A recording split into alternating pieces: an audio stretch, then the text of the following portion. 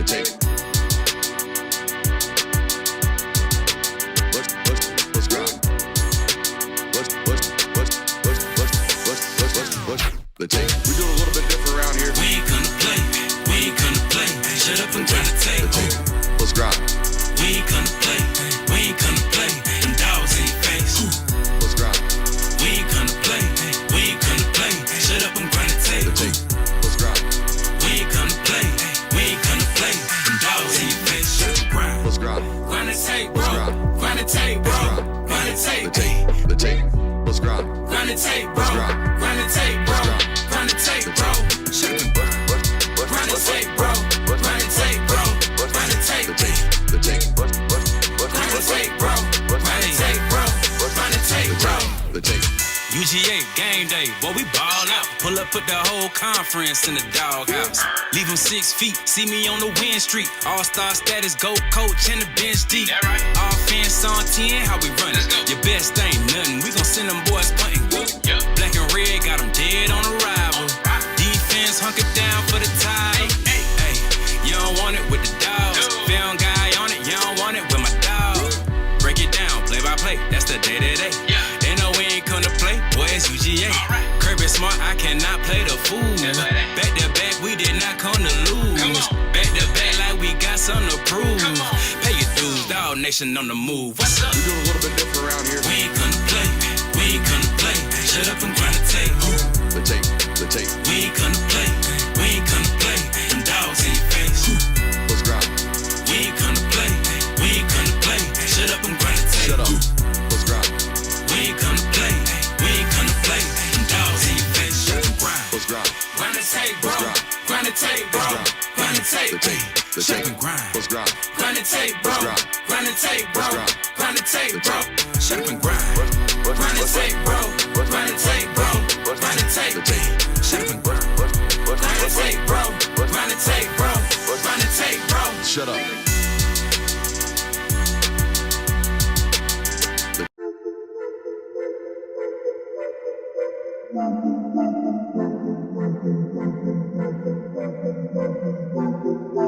Welcome in, ladies and gentlemen, to MBR, or as we like to call it around here, Nothing But Rants, the show where I find topics that I'm oddly passionate about and I pontificate upon them. These are not hot takes, but rather takes that I'm hot about. What's up? You really like that?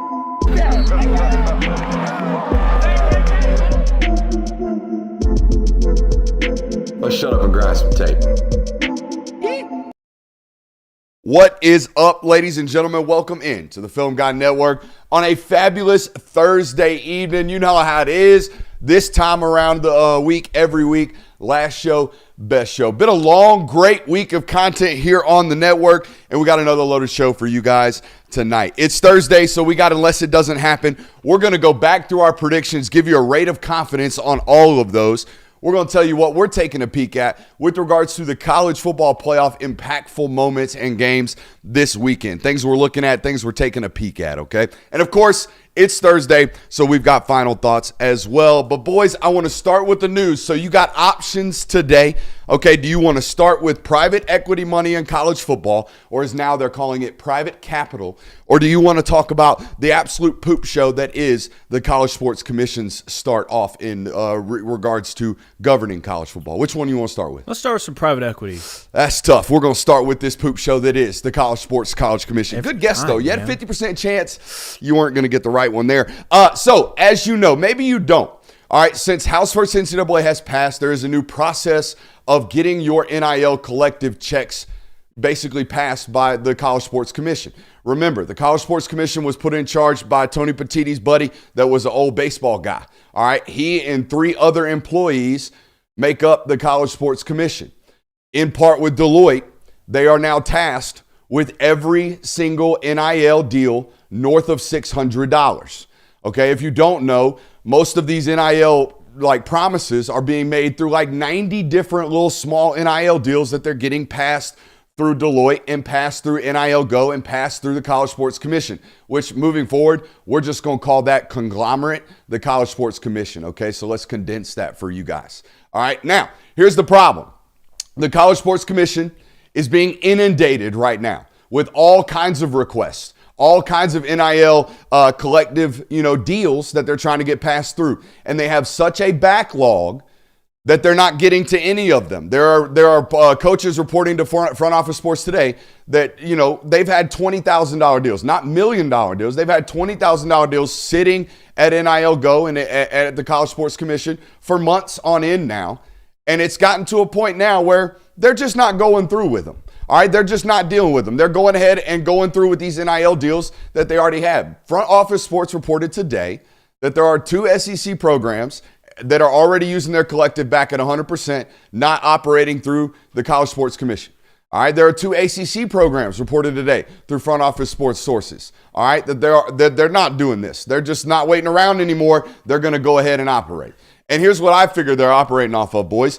If the College Sports Commission is so inundated right now with requests for people trying to play inbounds, then why not play out of bounds? Because they sure can't handle the ones trying to play by the rules, all right? So why not play outside of the rules? That's what at least 4 major programs, according to Front Office Sports today, are doing. My question to you guys with this news, all right, is this the whole darkest before the dawn type situation? Like, hey, don't panic yet. These are brand new rules. Or did we just replace the NCAA, whose job was to govern the rules, basically, with a seemingly more incompetent College Sports Commission that is saying you have to play by the rules, but going to take 19 months to figure out whether or not you are playing by the rules? Yeah, you see what I'm saying? I don't know if I want to call them incompetent, but I think that it's just overwhelmed. And that was the biggest fear when this was kind of said that this was where the direction of NIL was headed towards and how they were going to try and regulate it is, well, that's fine, but how are you going to be able to regulate everybody under this system? Because there's going to be so much action being thrown at you that it's impossible to stay on top of everything consistently. This is basically exactly what went down in 2020, where it was like, don't worry, we're going to have these go through a clearinghouse. You're going to have to do all of this. And then midway through, they're like, oh, this clearinghouse is so backed up, they'll never be able to catch us. We're just going to do our own thing. It feels like that's very similar to what's taking place right now, where everything going through this NIL Go is so backed up and the details are so immense that they can't handle it, to the point where people are just going, we'll wait and see what happens. I mean, it's no real shock that they can't handle it so far. Right? According to reports from today from Front Office Sports, the College Sports Commission is made up of 4 employees. I don't know why I made 8. 4 employees. No way it was 90 seconds last month, AI. There's just no way. I mean, well over hundreds. But anyways, the College Sports Commission is made up of 4 employees, and they're using Deloitte as a bypass method of like, hey, will y'all help us out? But Deloitte's a Fortune 500 company that's got things of their own business going on. I don't know how much of the machine they're getting to use right now to filter through these college, NIL deals. Here's the thing I really want to, kind of hammer home, and I'm losing my notes here. What if this Tony Petitti's buddy? What if this guy from Major League Baseball who did all of their investigative stuff? What if he's just lying in the weeds right now?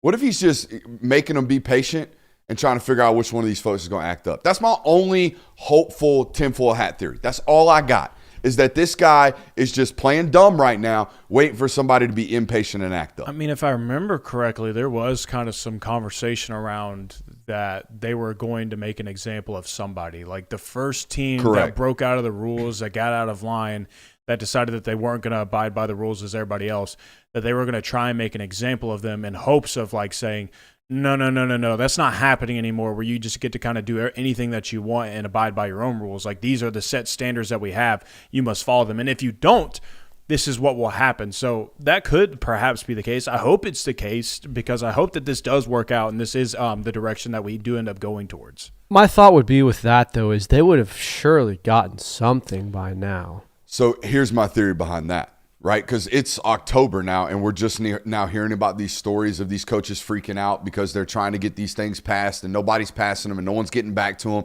and there's a backlog being created. Guys, the reason being, we didn't hear about this in August, right? We didn't hear about this in July. We didn't hear about this immediately after House vs. NCAA passed, because everybody, we've told y'all this and we've reported this is confirmation that the reporting that 90% of these big-time rosters have already been cashed out and already paid out their 2026 dues, that reporting is obviously true. Because to me, at least, reading the tea leaves, this tells me that all of this panicking, all of this, I'm trying to get these deals put in, is two types of money getting filtered to players right now, or trying to be filtered to players. The I'm trying to keep you happy money. You're having a ball in season. We don't want you to hit the portal. Oh my God, we're going to give you some more money. We got to get this put into NIL Go and the College Sports Commission. Or we got to get ready to get this guy happy in January because we already seeing the market go crazy. That's my theory of what's going on right now, right? They front-loaded all of 2026, so we didn't hear about this when this bill initially passed. And now these folks are getting inundated with what I'm going to call January money. Yeah, I mean, there's definitely a possibility of all that taking place. I would just say that based on past situations, past instances, you couldn't enforce it in the NCAA when the rules were as strict as possible. You couldn't really enforce it when you didn't have any rules. I don't really know how it's going to be enforced this time around, and we're off to a rough start. So I'm not under the assumption that, they're just waiting around to get these people. I think that it's probably, once again, you have built a system to where unless you put these guys on payroll and all of that stuff, and even so, when there isn't a cap market or a cap hit that everyone can take, you're not going to have teams following the rules. And it's one of these things where the NFL can do it because there's 32 teams. The NBA can do it because there's, 30? You have a smaller organization. We are talking about schools that have 5, 6 separate teams themselves. So there's too much moving parts. And the general variance of the budgets that these types of schools have, right? You probably got an East Carolina defensive back submitting a NIL collective, deal for $5,500 for 6 months, and then you probably got it to help pay for his apartment, and then you got a quarterback for Florida trying to basically offset $1.2 million right of his 3.2 he was promised. Yeah. So I'm saying like that's probably, and I'm not saying DJ's that, I'm just using examples. That's the variance in the types of deals that they're dealing with, and that's another reason why the whole idea of collective bargaining to me it made no sense to me, or it seemed like an impossibility. It seems like an impossibility for a body of workers that are college football players that recycle themselves every 5 years, that have such a variance in need. How do you govern that entire body? How do you represent that entire body? That's a massive overhaul that I'm not prepared for. Well, we got to get prepared for, I would imagine. I think this is why everything, and I hate where it goes, but everything funnels down to you're eventually going to get a Super League where the Big Ten and the SEC basically swallow everyone they want, and then they have these, 40-member organizations that they can then do all of the things that you need to do and mandate all of these things and all of the money being spent and all things like that. All right, so our next topic, right? This capital firm in basically giving $2 billion to the Big Ten. I have no qualms about admitting my deficiencies. I'm not the smartest person in the world, despite the fact that I have a master's in business that I don't really use. These things really confuse me. So I want to start by saying this. Will somebody that is much smarter than me come explain to me this? A capital firm or a firm, right, wants to spend $2 billion on Big Ten football. My understanding of athletic funds and athletic administrations, as long as I've covered sports, as long as I've watched sports, is that college athletic administrations are net neutrals. They do not make money. In fact, a lot of them are losers. A lot of them lose tons and tons of money. They go years and years in the red.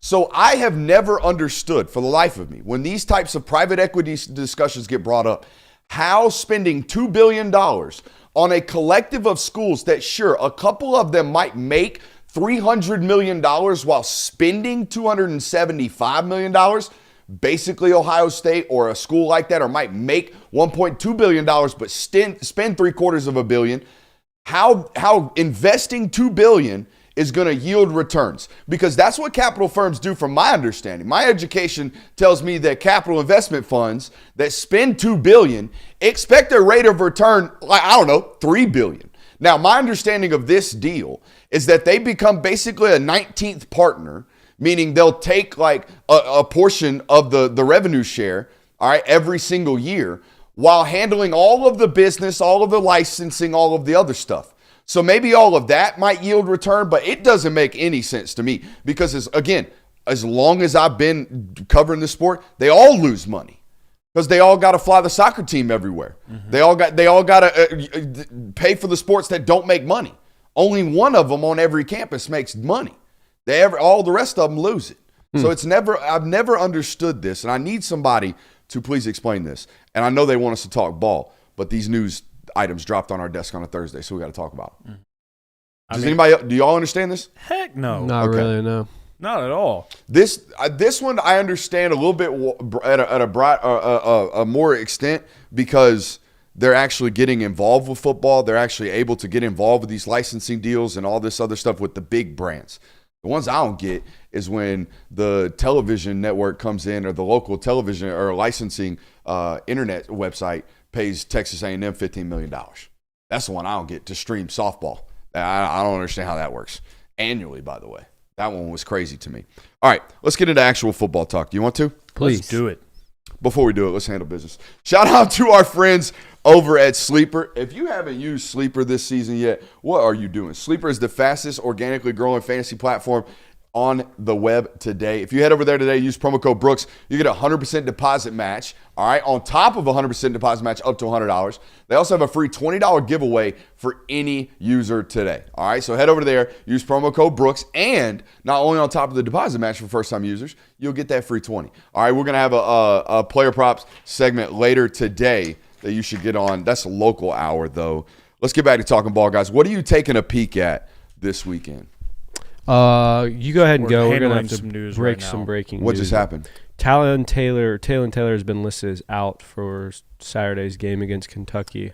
This comes from Anthony Dasher. It says Georgia just announced that wide receiver Talon Taylor sustained an upper body injury during practice earlier today that will require surgery. At this time, no definitive timetable has been established for his return. He's expected to make a full recovery.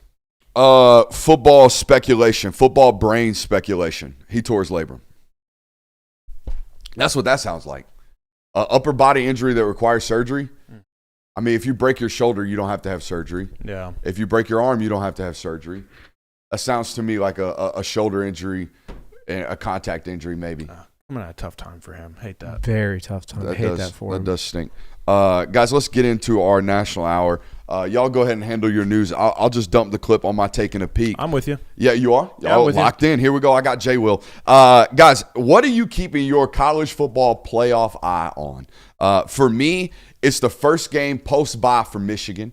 Okay, is this a playoff team? Are you able to go out and handle what seems to be a lifeless football team in Wisconsin? Like, I'm talking about 38-10. Can you handle this football team like every other playoff caliber football team does? You get them at home, no different than Alabama did. Can you stomp a mud hole in a football team? Again, I know Luke Fickell's fighting for his life right now, but I don't know if his football team is. Can Michigan go stomp Wisconsin this weekend? I'll be paying attention to it. The first one I have, this is for you right here. I'm paying attention to one of your teams, one of your 10 teams that you have labeled as yours this season. Iowa State versus Cincinnati. I'm not going to watch this game probably, but I'm certainly going to be taking a peek at it this weekend because, first off, Cincinnati is favored in this matchup. It's at Cincinnati. They're favored by 1.5 points. I think that's really weird because Iowa State's weird. Iowa State's ranked 14th in the country right now. They're a ranked opponent. They've been tested a little bit already. Whereas Cincinnati, they played Nebraska close in the first week of the season. But other than that, they really haven't played anybody else. So just kind of curious about one. Now, Sorsby, the quarterback at Cincinnati, has been playing well. He's doing both. He's playing in the run game. He's also playing in the pass game, like doing a good job of being multitude there. Just kind of curious, like, what's the vibe here? Like, why is Vegas kind of out on them right now? You know what I'm curious about? I want to see just how bad it possibly can get out there at Clemson. You know, sneaky little road game against North Carolina. Everybody thinks it's poop because TCU came in there and smacked them around for 4 quarters. I mean, out the gate, just woof. North Carolina, no shot tonight. Had a good opening drive and then got wiped off the face of the planet. I think they're playing decent football over the last 3 weeks. Can it get this bad at Clemson? All right, and I know they're not a playoff discussion team. That's what the point of the segment is. What are you watching from a playoff standpoint? But here's why I added them into this.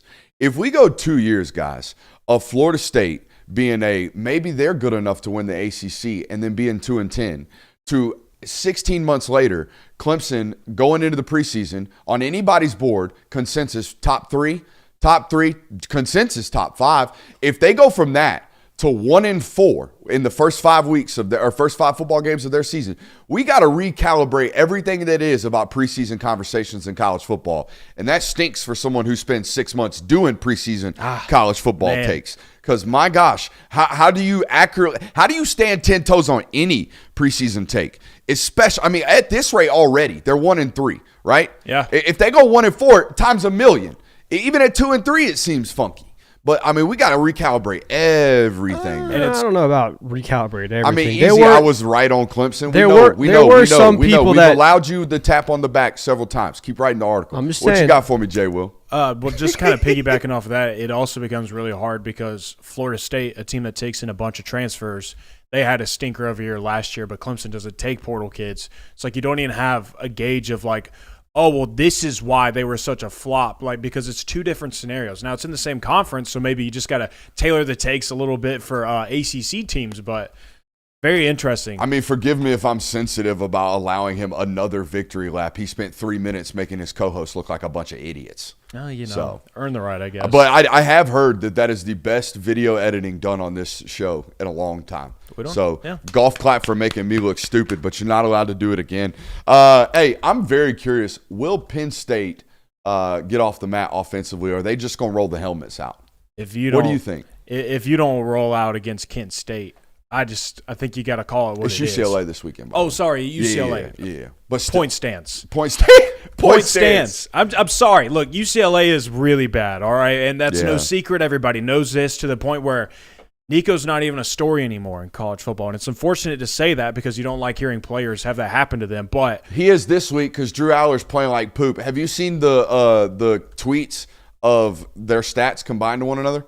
They're identical. Oh. They're identical. Nico and Drew Aller are playing relatively similar football right about now. Well, anyways, if Penn State's offense doesn't get rolling this week, it doesn't look really good. If this isn't the cleanest game of Drew Aller's career, then, you got to call it what it is, man. Like, you're just going to have to win with defense this year. Now, I know you said playoff teams, but I think they belong somewhat in this conversation, so don't shoot the messenger, all right? You got a take coming? But this is just me kind of foreseeing things, kind of want to feel it out a little bit, all right? Are you talking Rockets? No. All right, Okay, I've had to teeter off that one just a tad. Yeah. Virginia versus Louisville. These are just kind of teams that are right now, like, you don't know. You don't know if you can buy into the Cardinals right now. You don't know if you want to hop on the Cavaliers just yet. But Florida State, a team that we still believe to be a playoff team in this conference, got beat by Virginia. Louisville, undefeated right now. Yeah. I feel like you tip the scales one way or another in this game, and that for like the remainder of the year, you're going to be paying close attention to one of these teams. Is it going to be Virginia? Is it going to be Louisville? Somebody's got to be the 2026 or 2025 version of SMU last year. Right, SMU exactly. came out of nowhere and got that second, if there's going to be a second ACC team. You know, we're getting to a point now where last year Big 12 got 2, right? Mm-hmm. And ACC got 2, 3 for the Big 10, 3 for the SEC, if my memory serves me correct. Did the Big 12 get 2? Mm-hmm. Did the Big 12 get 2? No, Big 12 got 1. Yeah, they only got Arizona State. Do we think this year it's going to be one of those 2 conferences fighting for 2, fighting for 1? You see what I'm saying? Yeah, That's what I'm getting at. Yeah, probably right. And right at this pace, it looks like the Big 12 seems to be filled with more quality football teams than the ACC. Is that fair to say? It seems like it, yeah. All right. So we'll see what that ultimately pans out. It seems to be wins and losses, though. That's all that matters. Mm-hmm. It's does the second ACC team have a 10-2 record versus the Big 12 second team have a 10-3 record? Because we know what it is. It's most defensible. I know we're not going to like when they go to 16, but I do think if and when they go to 16, we have an opportunity for automatic selections out of conferences like the SEC and the Big 10. And I am in favor of automatic selections because there's no debating. We get into these 12-team college football playoff debates in October, November, and December, and we're going to lose our mind. I know we are. Mm-hmm.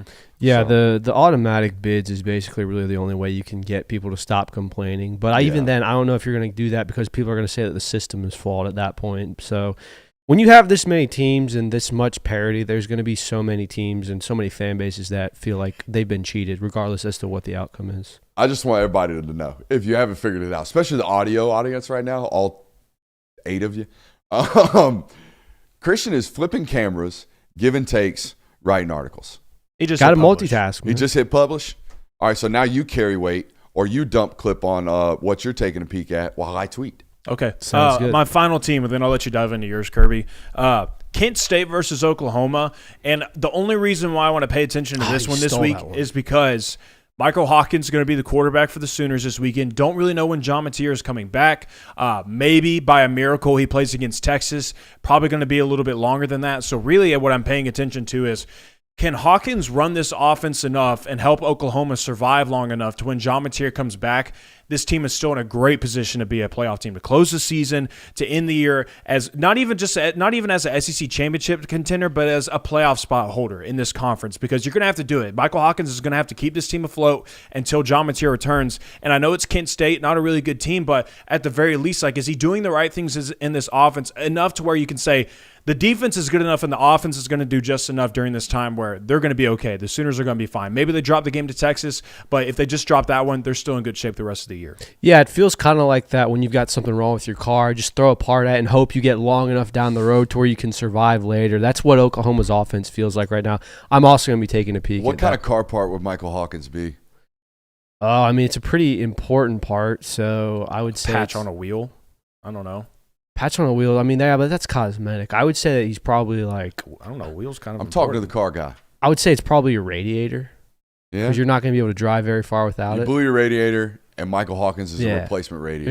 They're telling you just put water in it right now. We'll get coolant later. There's an auto shop 5 miles down the road. But no, I think also something. Did we mention UCLA, Penn State?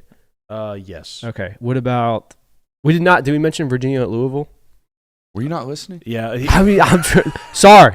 Yes, those have been hit. Okay. All right, here's another one, though. I'm fully watching this game, by the way. You locked in? I'm fully watching the Kansas Jayhawks travel to UCF. Here he goes. I'm still seeing. I'm still on the spoon, everyone. You're never going to get me off. They took a rough loss last week to Cincinnati.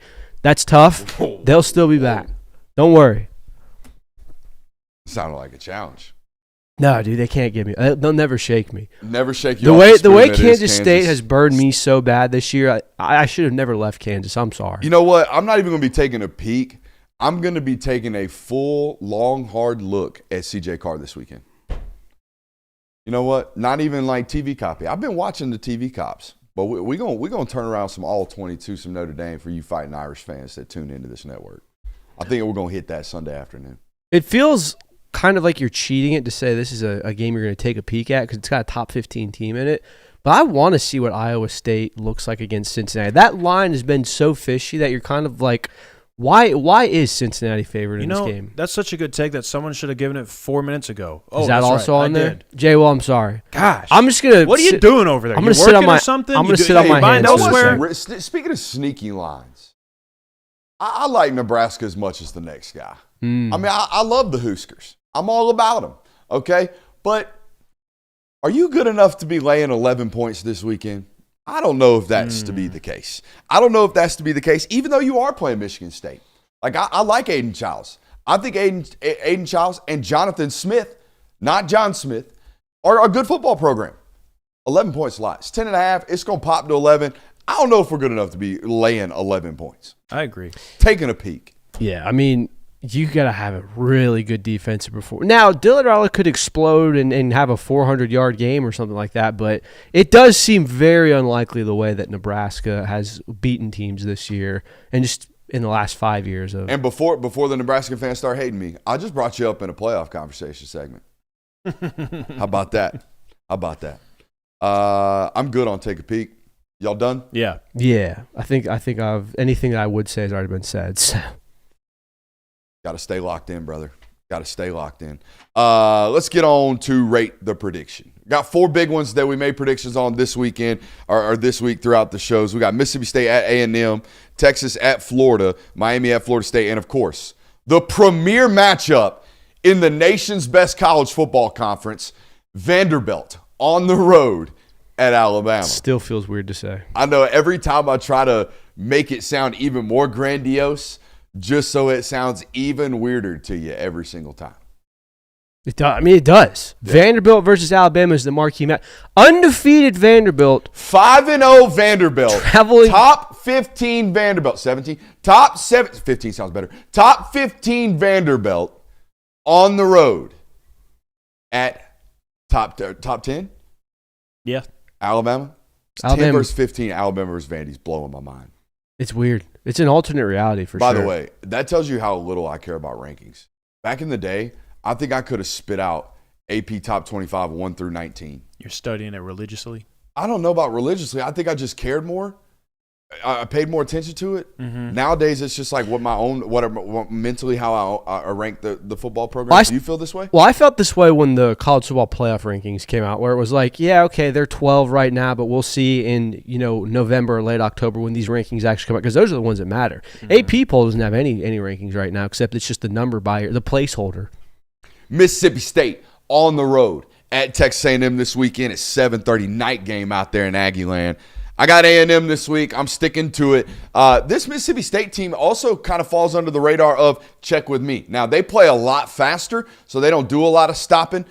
They give the call in the headset and immediately go. Every once in a while, they might hard count you just to try to get a free 5, but they're really trying to play with a lot of pace. I think that somewhat does travel, but I think A&M is the much better football team in here.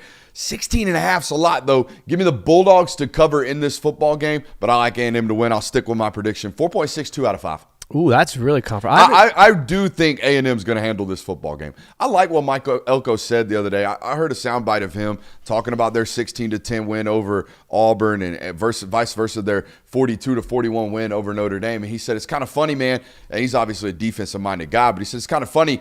When you win a football game 42-41, they talk about how it's such a great win. Man, what an awesome win. What good, real gritty fourth quarter, grinded out.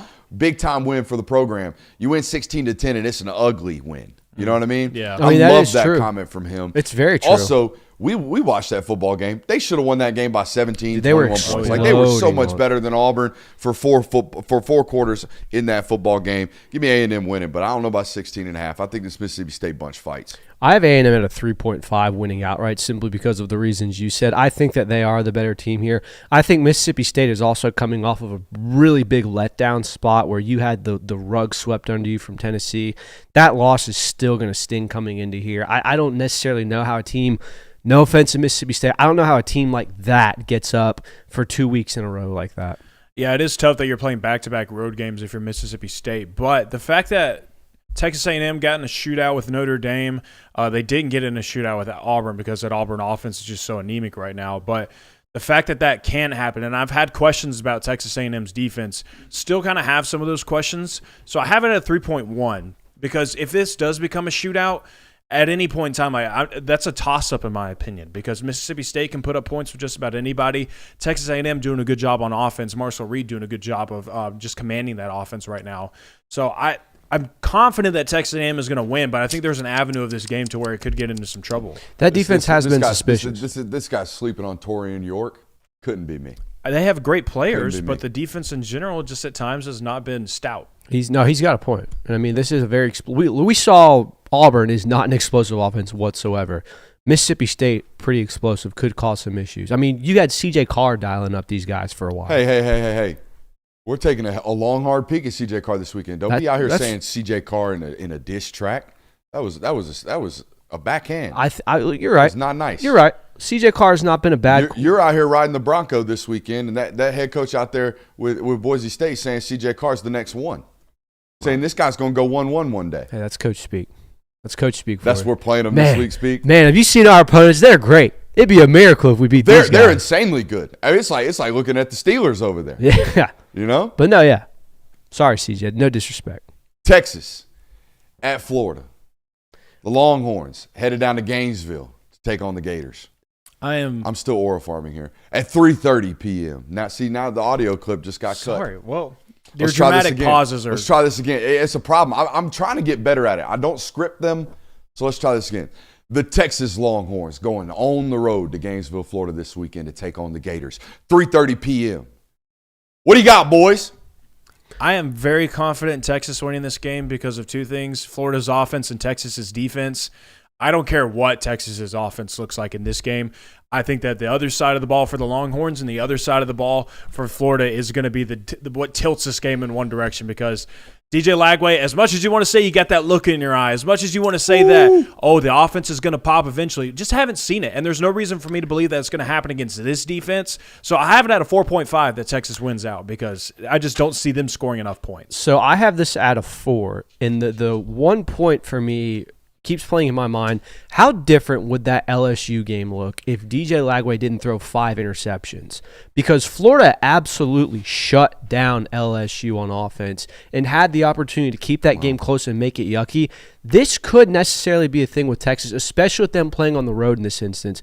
Let Arch throw an interception or two and give Florida a short field. Things could get interesting, but I do agree with you, Jay. Well, I'm pretty confident in Texas. Look, here. I've thought the dam was going to break down there in Florida like multiple times, over the last, 12 months. It's felt like at some point this whole entire program, it seems like it's going to fold, and the football coach will have to be fired, and they will start over. Guys, I predicted it was going to be against Miami. I thought it might get biblical. I think there's an opportunity here again. Guys, have you seen all the surgeries? Yeah. Mm-hmm. Like, we're not just losing guys, we're losing dudes. Like, we're losing some of what I would argue to be their best football players. Aaron Gates had a surgery this week. The Banks kid's obviously been out for a little while. LJ McCray's out. Dijon Johnson's out. Like, at some point, this defense is going to have a bad day. And I'm not saying it's going to be Arch, but at some point, Arch is going to click. I think we saw it in our film study. It clicked for him in the middle of that Sam Houston football game. It wasn't just it was actually a couple plays after his little, photo that everybody went viral with, right? Him standing over the defender. It was several plays later for him to really start playing ball. I think this might be the one. I like Texas to win the football game off defense or run game alone. Get Texas 3.75 out of 5. I think we're all in the pretty same boat there. All right, let's go on to the ACC Premier matchup this weekend. The Miami Hurricanes head up to Florida State to take on the Florida State Seminoles at 7:30 p.m. I believe this game's on ABC. Boys, I picked Miami this week. Don't feel great about it, but I'll stick to it. Miami Hurricanes, 1.21 out of 5. These rivalries always worry me. Mm-hmm. And you brought up such a great point last night that keeps sticking in my craw. At some point, Mario go Mario. Mm-hmm. It's going to happen. Now, I think what's keeping him out of this is Shannon Dawson. Yeah, Shannon Dawson's been dialed. Obviously, but ain't going to let you not run the ball. Ain't going to let you not knee the ball. Not going to let you do stupid stuff that an offensive line coach might be doing. Mm-hmm. You know what I mean? Because that's what Mario is. Great offensive line coach, turned into a great CEO of a football program, hell of a recruiter, definitely understands the culture of that program, is the culture of that program. The right fit for Miami, 100%. But needed somebody to help him out in the management of the football game. So hopefully that is no longer a worry for Miami fans. Yeah, this is my lowest one that I have amongst all these games, but I have it at 2.8. I think because of what Miami has defensively up front, I think they're going to kind of be able to they're going to be able to not shut down Florida State's run game, but they're certainly going to be able to contain it better. I think more than most teams, but it's all about eye discipline with them. So I don't care how great of players you have up front. They can get you on some plays. But I think between that and I think that there's going to be some more consistency with Miami's offense as opposed to Florida State's. I just think that this game and this matchup is better suited in Miami's hands, but I still think that there's definitely an avenue to where Florida State could win, and I wouldn't be shocked. Debo traveling? I don't know. That's a good question. Does Bevo travel? I don't think so. That would be a hard animal. How are you going to travel cattle, dude? I mean, they showed up at the Sugar Bowl that one time. Got ugly with a horn. Yeah, but I mean, Louisiana and Texas is a fairly manageable. I don't know if you could drive a Longhorn that far. I'm sure you can. I mean, we don't know much about steer, but I'm sure you can. I don't even think I used that word properly. I'm not educated in that department, but my common sense would say probably not a good idea to make them travel that far. Back to this game, though. I picked Florida State to win. And engineer collapsible horns to get them in a smaller trailer. But then it's a phony Longhorn. You don't even have a real Longhorn at that point. I got to figure it out somehow. You ruin his aura at that point. You're right. Big aura program. Mm-hmm. We've thrown that word around too much this week. Arch invented it. Oh, God. But no, I picked Florida State to win this game for 3 reasons. One, like you said, Mario is going to Mario at some point. 2, it's at home. Miami has not had to play on the road yet in a tough environment. And 3, I do think that Carson Beck, at the very least, will turn the ball over if you pressure him enough. I think that those 3 factors could play into Florida State. I'm betting on them doing that.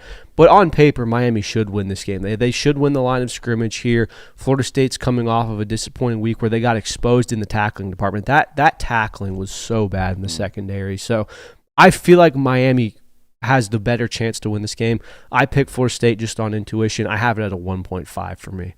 Yeah, we're all in a toss-up scenario right there with that football game. Does the internet say something about this?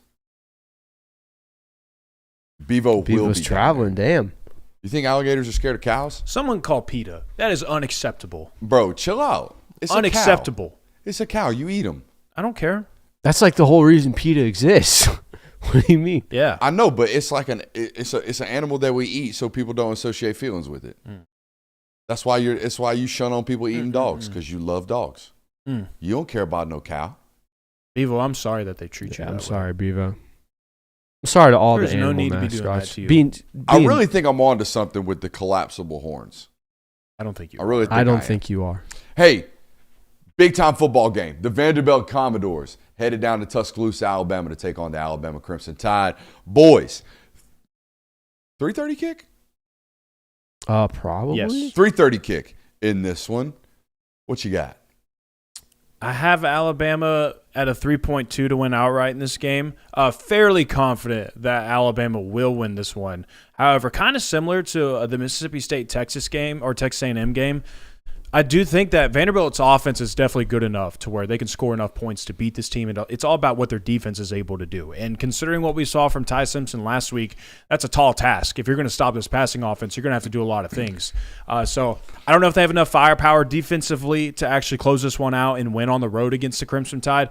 But if both teams are just scoring at will and neither defense is really doing a whole lot, Vanderbilt could certainly find themselves in a position to win on the road. However, I just think that Alabama favors in multiple ways in this one to where they're going to win. One of my friends had a really good point earlier today of if Vanderbilt. What's his name? What's his name? Yeah, what's his name? I'm not going to out my friends on this. Oh. Didn't happen. You're not going to give credit where it's due? Is it a ball knowledge take? I mean, is he a certified ball He nerd? knows well enough ball. Does he watch? No. Then don't say his name. Exactly. But he said that if Vanderbilt didn't beat Alabama last year, no one would be even giving them a chance, which makes sense because on paper, Alabama's favored every which way possible. And that's why I'm kind of feeling more and more confident about Alabama winning this game. Yes, Diego Pavia is an X factor here. Yes, Vanderbilt has the ability to score points. Yes, we've seen Alabama struggle against the run defensively, but there's too many reasons as to why Alabama wins this game this year. And on top of the fact that they probably won't make this mistake twice, especially not at home. So I'm pretty confident in this. I have it at a 4.2. Whoa. All right. That's a lot. I have a couple of things here. I like Bama's defense more than I like Vandy's defense. And I think that's what it boils down to me. I really like both of these offenses. I think we have an opportunity for like a 38-34 football game. Like I really do. I think Vandy's offense is different. I think Vandy's offense has changed its philosophies. We've talked a lot about that this week. But I do like Bama in a close football game. Give me Bama at a 1.97 out of 5. It's a different Vandy, man. It's year 5 of this football program, not year 137 or however many years they've been playing football. Well, it's year 6 for Pavia, so 16? something like that. He might be getting close to double digits now. It's Thursday around here, which means we got Unless It Doesn't Happen. One of the favorite segments around here, more commonly known. Oh, actually, breaking news. Ooh, breaking news. I got a surprise for you boys. A surprise. Yes, Sunday's headlines just showed up right here. Oh. Yeah. These are the headlines everybody's going to be talking about come Sunday, and they've already arrived right here, as if Nostradamus himself showed up right here in the stew and just gave it to me. You ready for the first one? Let's hear it. Dabo's down bad days perdure as Destin nears. Tigers drop another to North Carolina Tar Bills. Oh, boy. Tar Bills. Nice touch at the play end. on the You like that coach's one? name. I like that one. I mean, could you imagine?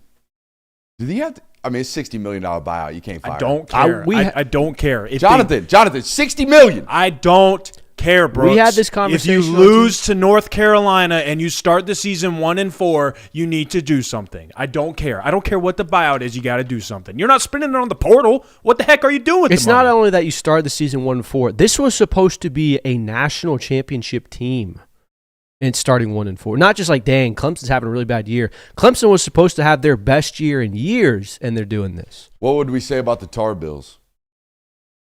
Great job. Bill You're finally one got week it. It early. wouldn't be credit. It would be damn Clemson's bad. It would be Clemson's Yeah. that Y'all bad. not even going to give the Tar Bills credit? Nah, it would be like Bill finally got him one. Knowing the Tar Bills and knowing Bill Belichick's girlfriend, they probably already trademarked Tar Bills. So, yeah, I'm probably going to have to pay her for that. Next one. You ready? Let's hear it.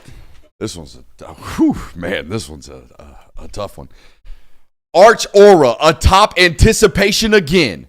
Texas gunslinger rallies sycophants back to the hype machine after a solid performance. My goodness. Well, how big is your newspaper? Is this? Yeah. Do you print the newspaper on I a can poster see that board? on a newspaper.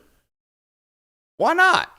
Well, that's a lot of words right there. But no, I think that's a real possibility that could happen. Rallying the sycophants Or just the aura. back to the hype machine after a solid performance. Yeah, notice? solid. Not a great one. It was like 16 to 23 for 260. Can we solid, get that? Solid is great for Arch Manning, though. Elite. Fair point. There's a very fine line where if it's good, it's fantastic. If it's all right, he sucks. I cooked with this one. Ooh. Pavia put on a pedestal. The ball god ransacks the roll tide. Oh. How about ball god for Diego Pavia? What do you think about that? I don't know. I don't know if we need to be feeding called. into that ego anymore. Hey. The 5'8" quarterback that's out here slinging it don't need you hating on him for being a little bit extra confident. Okay? I also don't know if I'd want to be called the ball god. I don't know if I'd want to deal with the connotation that comes with that. Even if it's It's a singular, solid point. it's not plural. It's a solid point. It's just singular. I don't know. I'm still good. I'll pass on that. I'm Thanks. realizing now that our news headline misspelled sycophants according to the usage of it in the chat. Oh. So Boom. go ahead and mark that one down. I think I spelled it with a Y. You did the. I think I might have spelled it sycophants. You did it phonetically. You did it phonetically. It's fine. No one knows. I spelled it correctly when I said it out loud.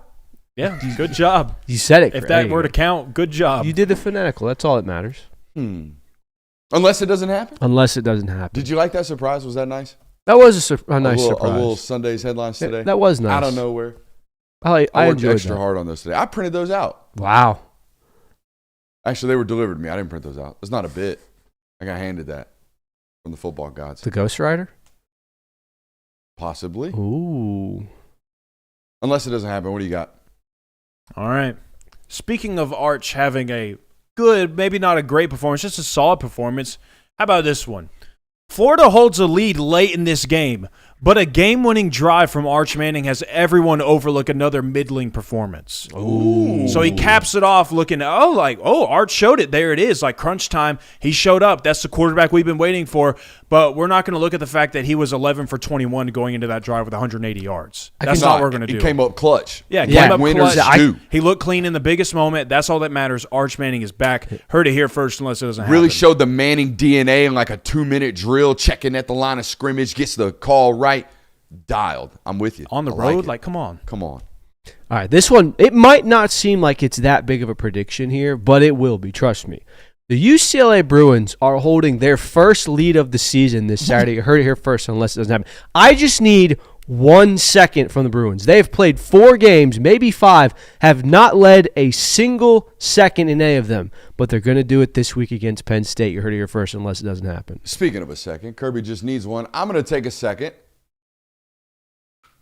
to give a shout out to our friends over at Lucy's. You know me this season. If I'm vicing with class. I'm vicing with quality. I'm vicing with our friends over there at Lucy's Breakers. If you go to lucy.io today and enter promo code FGN, you'll get 20% off with our friends over there at Lucy's. Boys, they got me set up. I mean, I'm vicing for months. Oh, man, that's like maybe days. a week's worth. Yeah. Third time with that joke, huh? Y'all hit that joke twice off air. I tried to lob it to myself, and y'all stole it and slammed it. Yeah, dude. Yeah. It's a good joke. It's quality. You got to play the Quality hits. like How Lucy's. many days is that? 2. 2. Yeah, because you'll lose half of them. This guy knows me. Hey, Oh. See? You got to think outside the box. I'm a big fan of the apple. Big fan of the mint as well. Big fan of Lucy's Breakers. All right, let's get on to my unless it doesn't happen. You heard it here first. I'm telling you right now, boys, ice baths and ibuprofen t-shirts are available in the merch store. Link in bio. You heard it here first. Hugh Freeze announces on Sunday afternoon he's making a quarterback change. Deuce Knight, starting quarterback versus Georgia this week. You heard it here first, unless it doesn't happen. Hell, it might be sooner than that. Man, oh man, Saturday is going to be a bad day to be a team on the bubble. And there's a team on the bubble right now that's getting ready to get punched in the face, and they don't even know it. They have no idea that it's coming. They're a pretty decent favorite at home this weekend. They think it's cake. They're like, oh, we finally get a break in the schedule a little bit. We're going to show some confidence. Our quarterback's going to look great. Everybody's going to be loving up on us. until the Spartans of Michigan State and that boy Jonathan Smith roll into town and they upset the Huskers. You heard it here first, unless it doesn't happen. Jonathan going to turn his hat backwards in the fourth quarter, become John Smith, and then it's over with. His dead body's going to hit the floor. Tell him, Coach Smith, put some respect on the name. Lock the gates. Put some respect on the name. Speaking of John, who was Johnny Appleseed? Random. They just made me think with the hat backwards and John or whatever. I don't know. Why do we care so much about him in elementary school? Don't know. Is that the guy that chopped the tree down? No, that was George Paul Bunyan. That was George Washington as well. Oh, I thought we were talking about like mythical. I thought Johnny Appleseed chopped the tree down. Maybe. I don't know. I don't know why we cared about him. You heard it here first.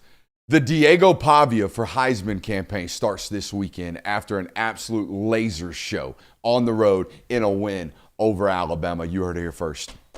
Unless it doesn't happen, which is probably not. Maybe not. I got one. Yeah, I think it's going to be like 30. The more and more I watch, it's like 38-27, 38-21, something like that. I'm warming up the unless it doesn't happen. The first one didn't seem that crazy. This one's a little bit warmer. Virginia goes into Louisville and just lays the smackdown. I'm talking Friday night style. You heard it here first unless it doesn't happen. You're going to be whispering that. Nah, dude. Yes, you are. Playoff hopes come to die this weekend. That's just the reality of it. And I'm sorry that this team is about to have it. They're already on the cliff. They're holding on with just a couple of fingers, maybe even 3 if you want to say a few. But this team this weekend coming down, stepping on the fingers, pushing them off the edge because Purdue is returning back to glory. What? They're Purdue Boilermakers right now, but they're going back to glory. They're Purdue Spoilermakers this weekend. Spoilermakers, no. And they're knocking off in Illinois for the remainder of the season. Heard it here first unless it doesn't happen. I mean, I thought it was a layup for the Purdue Choo-Choos right there for you, big dog. Nah. Our Purdue Choo-Choos roll this weekend against Illinois. Oh, dang, y'all are both on that one? No, I mean, I don't think it's going to happen. But, hey, if it does, you heard it here first. I got one for you. Them Houston, I said this twice today. I said this in pre-show. Houston. Hey, these Houston Cougars ain't nothing to play with. Nothing to play with, especially this defense, led by none other than Austin Armstrong. Kirby Smart Equate version. Hey, the Houston Cougars take Texas Tech to the brink this weekend. You heard it here first, unless it doesn't happen. Some would argue that the Cougars are something to be played with. Kirby? I'm not going to make that joke on air. Oh. It's a lady joke. Yeah, well, no, I got it now. Just and Jay will looked at me because my girlfriend's older than me. So. Jay will. No, what? No, I was saying, what's your next take? I have no information of your significant other. I know your it girlfriend's took us 7 name. months to even That's know you all I had know. one, to be honest with you. We know nothing. Hey, I got showed a picture of her for the first time today. I mean, you got shown a picture? Yeah, I did. Well, that was for another reason, but I'm not saying that one on air either. She'll get mad at me if I do that. Kirby, you have the floor. Hey. Michigan's kind of creeping up on hey, they might be a playoff team. They might be the schedule might allow them to go 10-2 here. Guess what? You're going to have to claw and scratch your way to that because Wisconsin's giving you a scare this weekend. I'm talking the Badgers make it tight. You heard it here first unless it doesn't happen. A little Luke Fickell saves his job.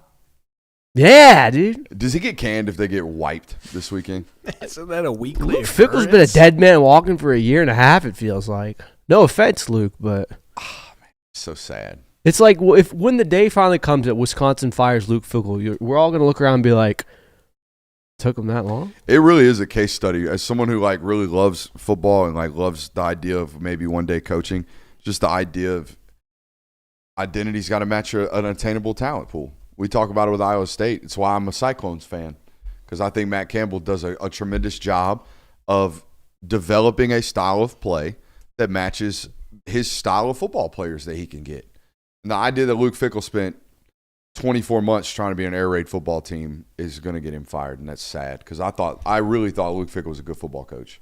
He was a great football coach at Cincinnati. Those teams played hard. Yeah. Those teams found ways to win. Those teams won in the margins. Those teams did what they had to do, and it's just sucks because I don't know when Luke Fickell's going to get another run at this. Yeah. How old is Luke Fickell? Luke Fickell's got to be 48. Mm-hmm. So we're going to spend 6 more years being a defensive coordinator before 52. Yeah, but he's 52. You could also how many more years, or is he going to trickle down to like a Central Michigan as a head coach? He could do that, but I mean, jump the shark down there with McElwain. But I mean, again, you could go back to the group of 5 and have success again, and be like, all right, we need to give this guy another run. Yeah. I don't think that the avenue is necessarily coordinated for Luke Fickell. Those group of 5 jobs are just so few and far between nowadays because the NIL shift down there has been drastic. Mm-hmm. There are like 4 mid-major programs that have any type of money. One of which is Memphis. Tulane seems to have some cash. That's why they're near New Orleans and whatnot. But like it's tough for a guy that I thought was a really, really good football coach. Any more unless it doesn't happen? I've got one more. Come on. This is my biggest one, and I'm doing this to get ahead of all the headlines. I want to be the first one to say this when it happens. Notre Dame. You've done it before. You did it against Marshall. You did it last year against NIU. And by God, you're going to do it again on Saturday. Boise State's coming into Indiana and knocking your playoff hopes officially dead.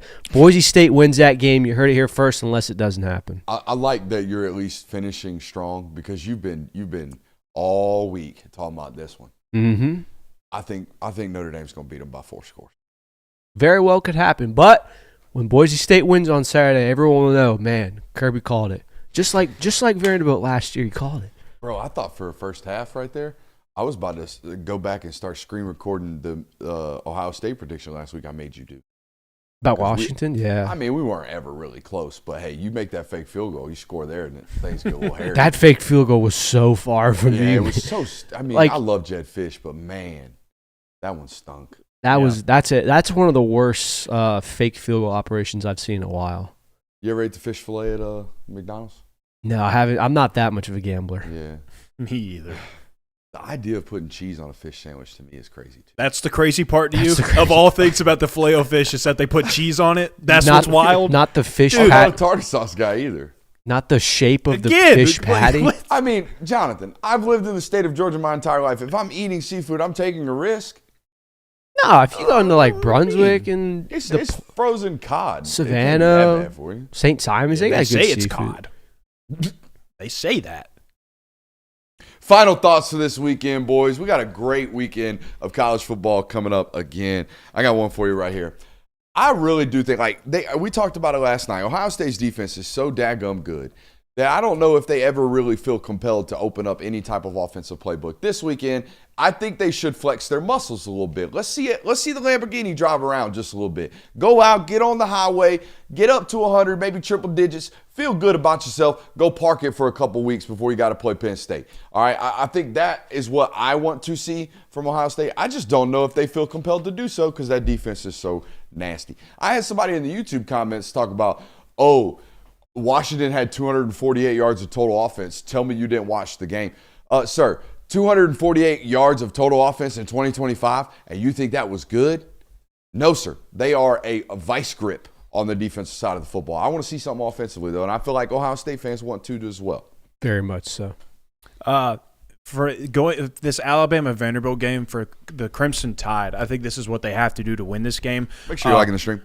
I'm going to call these plays confidence crushers. I think that's what you have to do to Diego Pavia in the offense. You got to have some confidence crusher plays, whether it be Diego Pavia getting out of the pocket, rolling out, and then you pick him off. Like one of those plays that he's consistently made throughout his career, the wow plays, the flash plays. If you can turn one of those into a bad moment for him, I think that could be classified as a confidence crusher, or just minimalizing him in the run game specifically. Like if you can keep him at bay there, contain him, don't really let him get going, making an impact there, I think you can get some confidence crushers on him. And that's what you have to do, because if this guy's playing at full confidence, anybody's at risk. So if you can make that happen early or just kind of sprinkle them throughout the game, Crimson Tide is going to be just fine.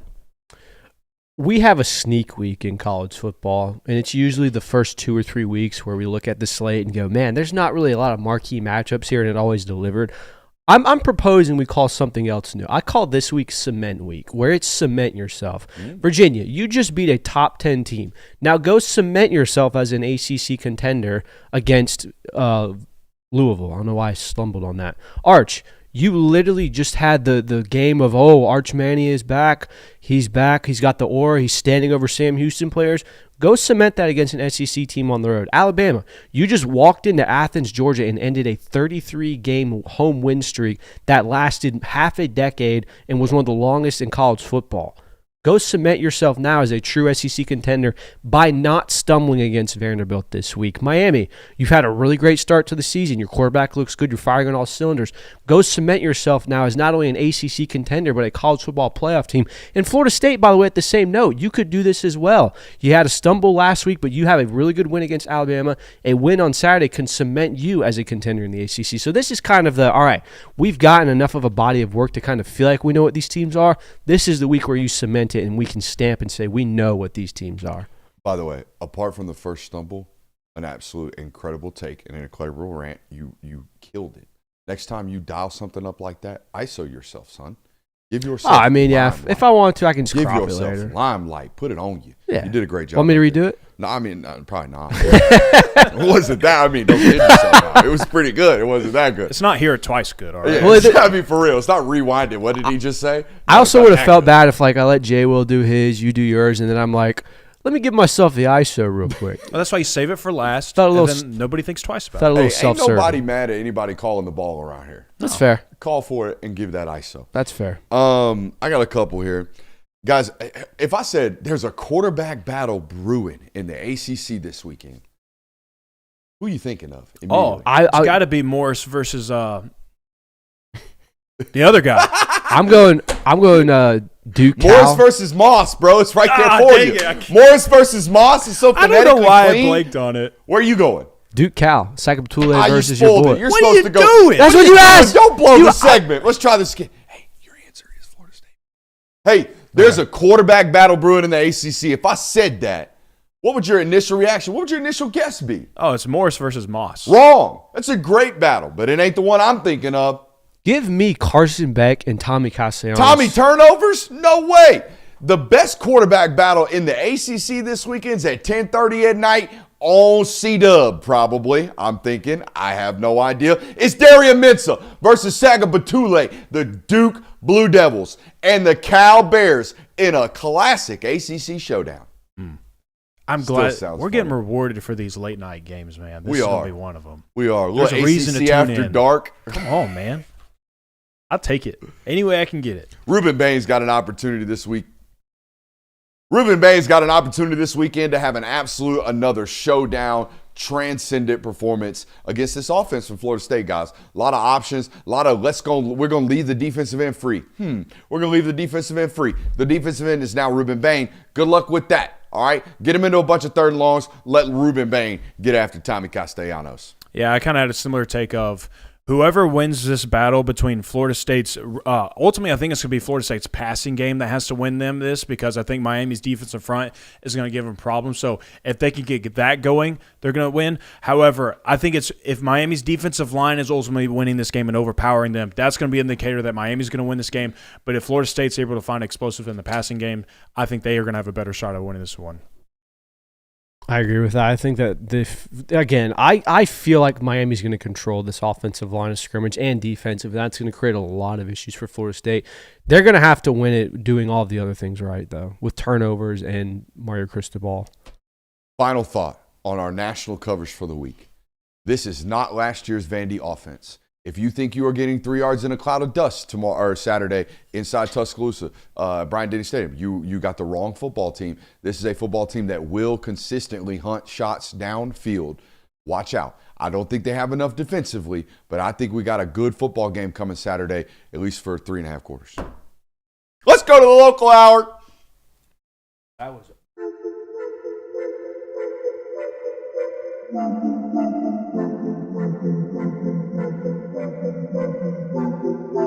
Welcome into Talk the Dog, the show where we find a bone to pick and a take to give. These are not hot takes. These is dog takes. Can I talk that dog?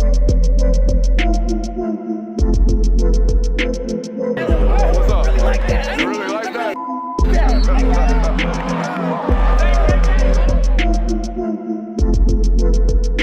Let's shut up and grab some tape. What is up, ladies and gentlemen? Welcome back into another loaded hour here on the Film Guy Network. We got a local hour coming to you guys, and it is slammed. News got added to it. unfortunately. We got Kentucky offensive film notes. We got a new commits tapes we need to watch. We haven't done that all week. We've been dragging our feet on that one, so we need to get to that real quick tonight. We got positional breakdowns tonight as well. We're going to set the props, final thoughts, all that good stuff. But, boys, we got to start with the news that broke as our show was going on tonight. Taylor listed as out, has an upper body injury that requires surgery. Sounds to me, again, no research. I've tried to text. I will try to text people in the middle of the show. Sounds to me like we had a contact injury that's now requiring surgery. 9 times out of 10 in football, that's a labrum or some type of shoulder. So just unfortunate timing for him because he was one of those guys that we were talking about how you got to continue to love up on, get his confidence back, give him the exact same play if you can, and let him earn that back. So the injury comes at an unfortunate time because he's going to have to wait before he gets another opportunity, and he's going to have to wait a while, it sounds like. Again, there's no timetable set right now, so we're not exactly sure when or if he's going to be back this season. But on the bright side, if there is a silver lining, he's only played 4 games. He could still get he could get the red shirt this year, so this year won't count for him. But again, like one of these young, promising wide receivers that you're really excited to watch and watch him grow. I think he could have been one of those players that you see as like a late bloomer, one of these late blooming true freshmen that kind of happens at Georgia where mid-season you start seeing a lot more of him and he's a lot more involved in the offense. But so again, like just kind of unfortunate timing for him. Yeah, I mean, I literally have him as a player who I thought would have a big game on Saturday, so that really sucks, especially given that everything that happened last week and how we, like you said, Jay, well, he needs to build confidence back up after that. Just really unfortunate timing more than anything. I feel like if this happened 2 weeks ago, I'd be like, man, that kind of sucks for him. But you know what? You've got a red shirt. This was going to be a get-back game, I felt like, and obviously now it won't be. So hopefully I'm wishing him a speedy recovery. Chat's wondering who's going to win free merch tonight. I'm going to be honest with you. Won a lot of submissions this week. I was rather disappointed. Uh-oh. Did y'all get tagged in anything? We got off to a strong start last week. Strong start. And I was hoping we build the momentum. Maybe someone can redeem us in the chat. Giving felons and criminals the fine word of the Film Network on the way to the clanker. This week, not going to lie to you. I mean, I had a couple people out here telling me they were spreading the word in their group chat. That's we good. Appreciate that. Thank you. It's great stuff. Somebody with a Snapchat group. I didn't know that was a thing. Are dudes hanging out in Snapchat groups still? Yeah, Snapchat groups are honestly better, I'd argue. Okay, that's good to know. For some reason. But no, been a very melancholy and mediocre week with regards to the I'm trying to be certified ball knower of the week. Hey, just put it on the TV in the break room. So something like that. Like not asking for much. I mean, just a sign of guerrilla marketing tactics. If you have a high school, I think it's a good place of content. I think we do a great job. I think you should be spreading the word of this place, honestly. Let's go ahead and let's give some public game here for what we used to do in high school. If you are in a public school or probably a private school and there's any TVs having displays in those rooms, you can connect your phone to those TVs. Let's not advocate. I want you to do that and play only the Film Guy Network. And only the Diddy counter. Only the Diddy counter. But now, there may be some nasty high schoolers that have bad ideas and want to put bad images on those TVs. See, like chat's asking I know nothing for free about that. merch. Guys, there's free merch on the line. That's what we're talking about. All it requires is a little bit of effort, a little bit of obvious signs of you trying to spread the good news. The Film Guy Network's place to be. Yeah, that's it. So free merch right there on the table for you. Shirt of your choosing. Mr. Copper gonna get one. Okay, I don't want to out him his legal name, but Mr. Copper gonna get one. Copper. It's on the way. Mr. Copper gonna feel happy about getting called Mr. Copper. Speaking of Mr. Coppers, I forgot to give a shout out to the Georgia State Patrolman that gave me a patch. How sick is that? That was. I didn't tell you this story. It was funny. So obviously, we're walking in the media room, fresh off of Bama winning that game. I'm like, I'm being a non-biased media member, but I'm also a little bummed. And the first thing I see when we get there is Brooks with the patch in his hand goes, "Look what I got!" And I'm just like, "Oh, that's pretty cool, man. Who gave that to you?" You were not vibing. Hey, read the room. You were not vibing. Read the room. He was like, I was like, "Oh, that's cool, man. Who gave it to you?" He goes, "Who do you think gave it to me?" And I was like, it clearly says Georgia State Patrol. Like, never mind. I don't care anymore. Also, you should tell that story the next time someone calls me a homer or a Georgia fan. Oh yeah, I'm just sitting there. Hey, look what I got. Yeah, and I can he's tell you, over here gut wrenched. I can tell you for sure, Brooks is not a homer because he was unfazed. That's gotta Saturday feel like night. if you're a parent, you got fired from your job, and your kid comes home with like, "I got a sticker today, Mom. Look." It was like, more like, look at my artwork, Great. Mom. Yeah, That's literally what it fantastic, was. honey. Your kid brings you a damn macaroni glued to some construction paper. Like, Great bro, we need to job. eat that macaroni. What are you doing? I'm sorry. Next time I'll mask my emotions. Well, that's fine. I mean, it was. I mean, it's a cool patch. I get it. It was. I was definitely not in the emotional space to be like, wow, very good. Yeah, I expected a tap on the back, but I didn't get one. Kentucky offensive film notes. You want them? Yes, please. Oof. Not really what I expected, to be honest with you. Like I like to look at the roster first, and then first couple of clips, I look at the just general size of the offense, and then I try to guess heights and weights like I always do. Just a game that I have with my nerdy self at late at night watching film.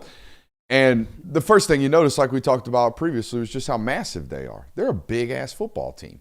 I mean, top to bottom, left to right on the offensive line, they're like 6'9", 370. The left guard's 6'6", 6'7", 365 pounds. The center's 6'4", 330. The right guard's 6'6", 360 pounds. The right tackle's another 6'7" dude they found out Midwest. Like, it is massive. And then you watch the first 14 plays against South Carolina.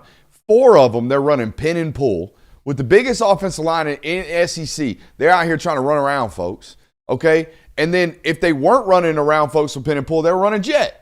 And it's like, I get trying to stretch the edge, and we're trying to expand these folks so we can punch them in the mouth, but like, you don't have the personnel for it. And then I'm watching further. And guys, they not only do they obviously have offensive tendencies to where linebackers are out here looking like prime Roquan Smith. Like, I'm sure the Okonkwo kid's really, really good. The kid we talked about in the film study, Justin Okonkwo, is that his name? From South Carolina. I'm sure he's a great football player. He looks like an immense athlete. 6'3", 230 pounds, runs like a deer. Great football player. But he was triggering on football plays like as if he knew they were coming. I told Jonathan before we did the film study, it was as if South Carolina's defense had Connor Stallions on the sideline. It was as if they knew the plays that were coming, because the only thing I can think of is they must have offensive tendencies. I mean, hell, we said in the film study, 4 of their first 14 plays were pin and pull. So, like, they're running the same concepts. Obviously, they have tendencies. There's a play we're going to draw up on the board here in a second if we got everything ready, where a corner is in man-to-man coverage, and he is sagging off on what he knows to be the route from the number 3 wide receiver. It's insane to watch, all right? And not only that, the usage of their players. I've always said, I always judge coordinators, and I don't mean to be all crazy on my man Bush Hardman, who don't look like Bush Hardman. I don't mean to be crazy on him, because it is a hard job that he's not working with a lot. But my interpretation of good coordinating is, are you asking players to do things that make sense for their skill set? Okay, so getting a jet sweep to Kendrick Law, who's 5'8", 200 pounds, built like a fire hydrant, almost a running back with the ball in his hands, is sound coordinating. It makes sense. What doesn't make sense is turning him into a 50-50 go ball guy. Like, Kendrick Law is a slot receiver that's a great blocker. Why are we making him an X, let alone a Z? What are we doing there? Or a Z, let alone an X? What are we doing there? Also, RPOs. Why are we running a 5'8" guy on an X-man's route? Like, yeah, the ball's going to get elevated on an RPO slant, coach. Like, we can't have a small play. They're just things that don't make sense constantly. On top of the fact that obviously they can't pass pro because they're too big. Lateral agility is a major, major problem. So there's a lot going on there that makes me say, like, bro, y'all should absolutely vice grip this football team. Y'all should death grip this football team defensively. The only reason you will not is because they can run the ball sometimes when they run it behind 84's butt. 84, the tight end, is the lone bright spot in Kentucky's offense right now. He is creating massive amounts of displacement. So defensive ends better bring your chin strap and let's go. Not to interrupt your great segment, you're dropping a lot of ball knowledge, but we have our certified ball knower of the week that's getting some free merch, I believe. What happened? This is from Robert Brown. Went to rehab in Florida for PTSD for veterans. Anyway, they had over 30 TVs for about 120 to 150 veterans. I subscribed to all TVs and let a bunch of veteran dudes catch up on good ball knowledge. That's a pretty good one. I'm going to put my email in the chat. That is a certified ball knower of the week. That is our winner. I'm glad it came stuff, man. on a Thursday evening. Hey, Thank you, Robert. Let's give them 3. Thank you. But yeah. Robert? Yes. Hell yeah, Robert. Robert Brown. Well, no, going back to your film notes on Kentucky's offense, it does seem very weird to watch. I haven't deep dived in the film like you have, but just watching the TV copies, it very much feels like they are the proverbial trying to fit a square peg in a round hole. They do not have the bodies for what they try to do on offense. It's almost like they've just watched another offense and gone, hey, we need to try that, and they don't have the wherewithal to do it or the skill to do it with their players. I studied an offense like that one time covering Georgia. Yeah, I think we can all know what year it was without saying it, but We don't have to. But yeah, I agree with you there where it's like they want to do something, they want to be modern, but the skill set that they currently have and the athletes that they've recruited do not let them do that. People always wonder, like, would Brooks tell us if he thinks so-and-so's bad? Like, would Brooks come on here and be critical of a Georgia coach or offense? Just pull up my Twitter in 2019. Just do it. Well, I think we know the answer now. Where are we at? We Talking just about dumped the film notes. offensive film notes. We watched both sides of the ball, though. Did we? We We gave some did defensive film notes. You're a right. couple weeks ago. Let's go watch some film, shall we? Let's do it. Oh, I want to. You pull up Epic Pen? Is that already It ready? won't work tonight. All right. Sometimes you got to go to Task Manager I and kill tried that that. sucker. Really? Yes. Oh, so we got a problem. I know all the troubleshooting over here. I've done everything I can. Only thing I can Did you think put of it is in reset rice? the computer, and that is not an option right now. Non-option. Maybe put it in rice next time.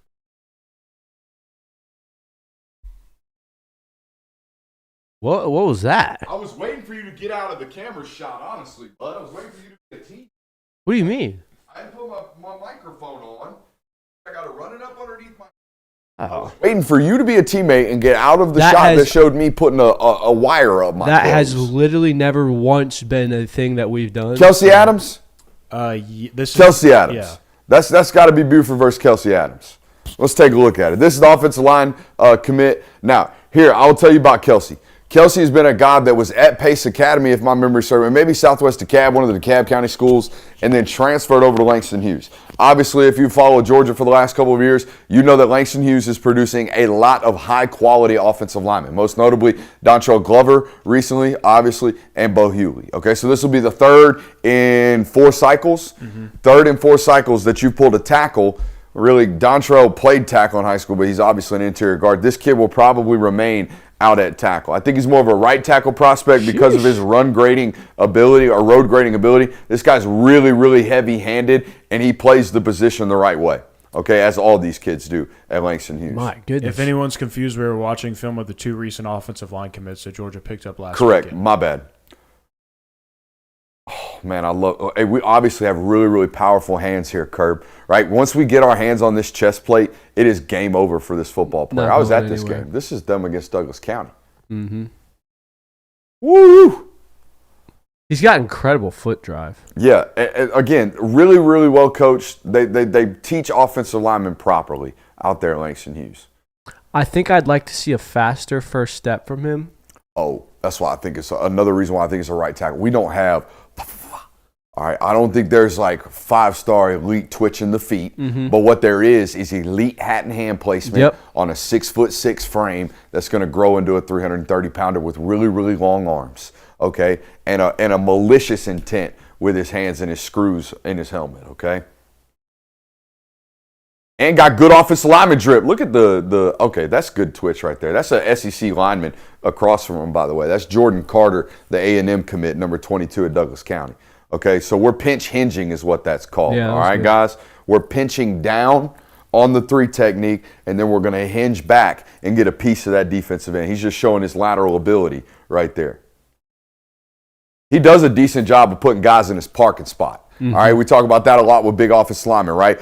Our parking spot is the width of our frame. You listen to this? Our parking spot is the width of our frame. All right, when we approach second-level defenders, we don't need to run to them with our feet tied together. We need to spread our base and put them inside of our parking spot like he is doing on that previous rep. Watch him climb on this next rep against Buford. Watch him climb to the second level with a good, firm, wide base and then shoot his hands on the chest plate of the defender. Don't sprint to that guy. Keep a wide base and fire your hands. It's a great rep from him right there. Allow that back to deliver the linebacker to you. Great inside hands here. Don't quit on the rep, please, Kelsey. Now finish. All right, but I would like to see just hold that sucker the whole rep, man. I don't want to see you sag off of him and then finish strong, but I do love that we finished hard.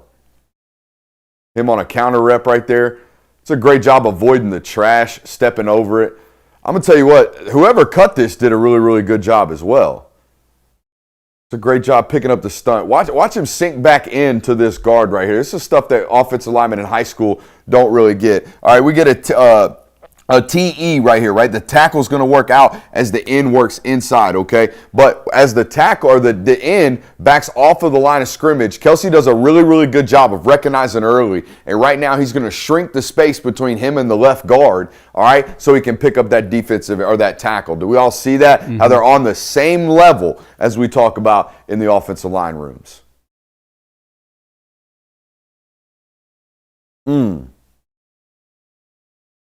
I've seen enough. Yes, sir. That's a Georgia Bulldog. He strikes me as a really, really high floor guy. Yep. Which I feel like is what they've been kind of. It's the MO as of late. Yeah. It's the MO as of late. I would imagine we're going to see a combination of high floor right here. Yeah. I haven't seen much from Kaysen Mallard. Is that this young man's name? Kyson Mallard right here. All right, let's take a look. That's a big kid. Oh my God. This kid's got to be 6'7". 6'7". Dude, Jay Will is over here fuming reading the 6'7" chats. We're just feeding into it. Is this a 2027? This is, yes. Okay, so we got some time to grow. Is this the kid from Mississippi? I believe so. No, Albany, Georgia. South Georgia. He's from Westover High School. Okay. He's listed at 6'5", 310. This kid looks way taller than that. I agree. The rest of the linemen We got really, really skinny ankles. This is a raw football player. This reminds me a lot of watching Okonkwo's junior tape, guys. Yeah, that's a high-ceiling football player. Mm-hmm. All right, I don't want to get too critical of a young football player right here on the tape. That's a young kid that plays at small Southeast Georgia high school. Okay, he's got a long way to go. He'll get there. They see something in camp. I would imagine that they took that off of. All right. Oh, I don't know why I'm coming back. Oh no, we can stay here. Let's do this home road split stat you got going for me. Oh, hey, by the way. Yeah. The Super Chub? I did a terrible job last night, ADDing the hell up out of here and left without hitting Super Chubs.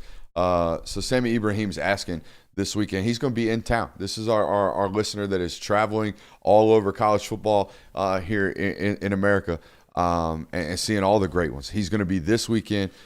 He says, what are y'all favorite Kentucky-Georgia games that you've watched/covered? Mine is when Hot Rod came in clutch in Lexington. Hope to see you guys this weekend down in Athens. Now, it was miserably cold back in, what was that, 2021? When we went to Kentucky? 2022. No. Oh, yes, 2022. Yes. It was miserably cold, and it was not a fun game. But that was the first game I ever had photo credentials to. And it means a lot to me. Yeah. I took a lot of decent photos. I was so cold I couldn't figure out whether or not I was messing with my ISO or my aperture. And if you know anything about photography, that's like very important. Very important. So, and I didn't realize it's one of those things as a photographer that you learn that whatever you shoot when you're there ain't no fixing it, man. Like, so if you shoot the whole first half with bad ISO or bad aperture, you're just screwed, man. Mm-hmm. So yeah. Wait, guys, do that again, real quick. Yeah, for real. Y'all run that back right quick. Mine was probably the 2021 Kentucky game because that was one of the first games when I was a student that all my friends came and visited and actually watched that game. I was a fan at the time. I obviously wasn't working with you guys, so I actually got to be a fan for that game and watch it. And Georgia won handily. I think the final score was 30-13. A classic Mark Stoops backdoor cover, but it was a lot of fun to just. I remember that being like one of my first college experiences with my high school friends. And not to act like I'm some kind of celebrity or anything, but Sammy did hit me up on Instagram yesterday and ask like, how can we meet the boys on game day? How can we bump into y'all on game day? So it's hard to do it pregame, especially when they kick off at noon. And only one of them gets to go to home games. So who's going with me this weekend? Jonathan will be there this weekend. You'll be in the box as soon as you get there. Yeah. And then you'll come down last 5 minutes. If you want to say what's up to me over the hedges, I'm on the east end zone over there by where Georgia comes out the entire pregame. From 25 to 25, I am kind of perusing that area in a vest that has number 3 on it. So just holler, and I'll come over and say what's up. That's probably the best way to handle those things. My favorite Kentucky-Georgia game would have to be the year that it was actually I believe the winner was going to clinch the East, and Georgia ended up clinching the East in that game by beating Kentucky, and it was the DeAndre Swift double cut into the end zone for like a game-sealing touchdown. Dead leg McGee. One of the cleanest runs I've ever seen. He had like 175 in that football game, didn't he? Yeah, he did. It was a masterpiece from him, so that was definitely one of my favorites. 2018, yeah, that was a good one. Good football game. We'll handle the rest at the end of the show, okay? I'll definitely get to those. Make sure I get to them. Did you do the home road splits? Nope, we have not done home road splits. Let's do this. All right, so I don't know why I took my microphone off. I got to go back to the board and do positional breakdowns here in a second. That's all right. We'll be fine. This will take a few seconds. Obviously, Georgia and Kentucky have had a pretty awkward home split. There's a kind of staunch and curse around Lexington that anytime Georgia goes there, it hasn't been really great. On the adverse of that, Georgia seems to play pretty well at home. So I went ahead and did the splits of just the Kirby Smart era. I didn't feel like there was any sense in breaking down the last 20 games. So this dates back to 2016. Since 2016, Georgia has averaged 36 points per game at home. Kentucky, 9.75 in Athens, a pretty big difference. Georgia's averaging 449 yards per game. Kentucky is averaging 216, 238 rushing yards for Georgia, 97 for Kentucky. 210 passing yards. So Georgia doesn't really throw it around against Kentucky at all. They've always kind of been a running team. Kentucky is averaging 119 passing yards against Georgia and Athens. Now, this also has to take into consideration the absolute slop fest that was 2019. If any of you remember, it rained that entire game. No one could throw the ball. I think Georgia threw the ball. I was on my honeymoon. You were, yeah. Yeah, that's when they booed Jake Fromm off the field. Yeah, I mean, he had like 70 passing yards in that game. It was the DeAndre Swift takeover. Wife was not happy. We were at our beachside dinner. I'm sitting there watching the dogs struggle to handle the Kentucky Wildcats in the rain. It was a gross game. Is it a rain matchup? Is it important? It's Kentucky, honey. They're all important. Yeah, but I just missed one for our wedding. Josh Pate's going to kill me. Josh Pate's You were watching it at dinner on your honeymoon? Let's not. It's a different me. Yeah. It's a totally different me. Hey, totally we live and different. learn. There was a lot of alcohol involved as well. But no, back to this. Here's the interesting part. Georgia in third down percentage in Sanford, 37%, Kentucky 32%. Relatively low, all things. Now, it's about the national average. 30 to 35% is usually what you get on third down conversions. Georgia averages half a turnover per game. I think they've had one in the last 4 home games, and I think it was a backup garbage time. Kentucky, 0.25, so Kentucky actually has a better turnover ratio in Athens. On the road splits, it's completely different. Georgia is averaging 20.8 points per game. That's a near 16-point drop-off. Kentucky is averaging 12.4, which is much better. Georgia's averaging 375 yards per game on the road, 285 for Kentucky, 222 rushing yards for Georgia, 133 rushing yards per game in Lexington, of course.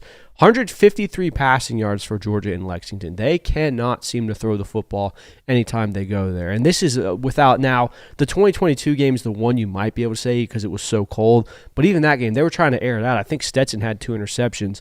Here's the interesting one for me. Georgia has a much better third down ratio in Lexington than they do in Athens. It's 48% in Lexington. Now, they were in many more third down situations, which provides a higher opportunity for that. But typically higher percentages means lower attempts. That's just the way it goes. So Georgia, 1.6 turnovers in Lexington, 1.4 turnovers for Kentucky. So I say all of this and all of this data and all these numbers I just threw at you to basically hit home that Georgia is a completely different team against Kentucky when they play in Athens. Georgia has handled Kentucky pretty soundly most any time they've been there under Kirby Smart. It would history likely tends to suggest that it will be more of the same on Saturday in Athens. Chat wants to know where Friday Night's Mic'd is going this week. Nowhere. Guys, Friday Night's Mic'd last week did 2,200 views. I drove, and I'm not, you don't have to watch everything that I put out, but it's just some things have to get cut. It's the reality of this network currently, right? I drove down to central Alabama, right? Down there in Columbus and drove back and got up and, I went to bed at 3 o'clock in the morning, posting and editing that, got up and went and covered Georgia and Alabama. And I'm going to spend some time with my wife on Friday for 2,200 views. I'm sorry. I mean, the guys, it's IMG Academy versus Central, 55 Division I football players. It's just not a thing that is getting pulled right now. So I'm just going to hang out. That's a good trade-off. There might be some Friday night developments going on. Maybe. Oh. It's up to something season. So Might not be watching me do Friday night content on the Film Guy Network, but you might watch me do some Friday night content for maybe a television network. I haven't told y'all about that. Yeah, It's a developing story. Let's Let's go to the board to do positional breakdowns. Now, Jonathan, why do we do positional breakdowns the way that we do them? We do positional breakdowns the way that we're about to do them because it is absolutely pointless. Stupid. When people hop on Twitter and they do the little thing of, here's Georgia's O-line versus Kentucky's O-line. Georgia has the edge. That makes absolutely no sense because is Georgia offensive line going up against Kentucky's offensive line? Absolutely not. Absolutely not. We're going to do it the inverse. We're going to do Georgia's offensive line versus Kentucky's defensive line because that makes sense because that's the matchup. We're going to do positional breakdowns the way the football gods intended it. Amen? Amen. Amen. Knock on wood if you're with me, men. Is this wood or is this laminate? Hey, nightmares. I'm sick of dreams. You know what I mean? Let's get into it. Dude, that speech had me fucking... Juiced the first time, Excuse me. Juiced the first time I saw it in Hard Knocks. I'm a Raiders fan, by the way. So I was like, yes. And now it's kind of like, oh, he's giving it again. Cool. He's giving it again for the seventh time. He's doing that speech again. We got Georgia's offensive line versus Kentucky's defensive line. We got Georgia's running back room versus the linebacker room from Kentucky. All right, we got the wide receiver room versus the defensive backs. We got tight ends versus all. All right, everything they got going on. Defensive end matchups. All right, versus linebackers in coverage versus safeties in coverage. Out on the edge, blocking in the perimeter. Tight ends versus all. We got quarterbacks versus all. Same, very similar principle, right? Quarterback's going to face all that it is that the Kentucky defense can throw at him. And then we got offensive coordinator versus defensive coordinator. I rarely start here. We always start top to bottom. But, guys, this is a very interesting offensive coordinator versus defensive coordinator matchup. Defensive coordinator from Kentucky has been there 6 years. Okay, been there 6 years. So he has seen all of the iterations of Kirby Smart offense since he has been there, right? That dates back all the way to COVID, essentially. Been facing all that is Todd Monken's offense and everything. So for that reason, Bobo's kind of gotten him. Agree or disagree? Yeah. Except for on the road. Definitely gotten him at home. Give me Bobo as an edge right here in that offensive coordinator versus defensive coordinator battle. All right, offensive line versus defensive line. I'm taking Georgia's offensive line, especially in the run game, pretty much against anybody. Unless they ran up against that Miami unit for some reason, I probably would pick Ruben Bain and them boys. Running back versus linebacker. By the way, right tackle was an absolute turnstile against Tennessee. It wasn't all that much of a problem against Alabama. So I thought that was a good footnote leaving that football game. Running back versus linebacker. For right now, I'm going to give it a push. Like what I see from Chauncey Bowens right about now, but I also like what I see from this linebacking core out there at Kentucky. They're hitting and sticking right about now, particularly in the run game. Number 9.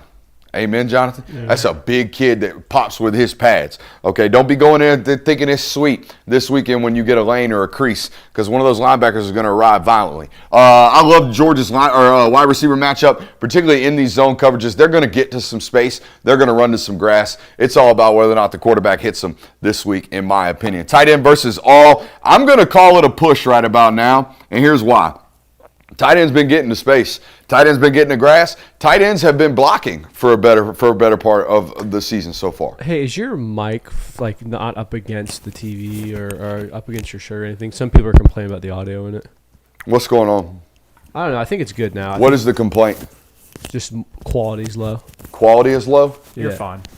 I hope it wasn't bad because I haven't changed anything since we just did the offensive-defensive film study. It's reading like normal. I think it's just that, yes, there's a slight dip off in quality from these mics to those. Like if that's it should sound a little different.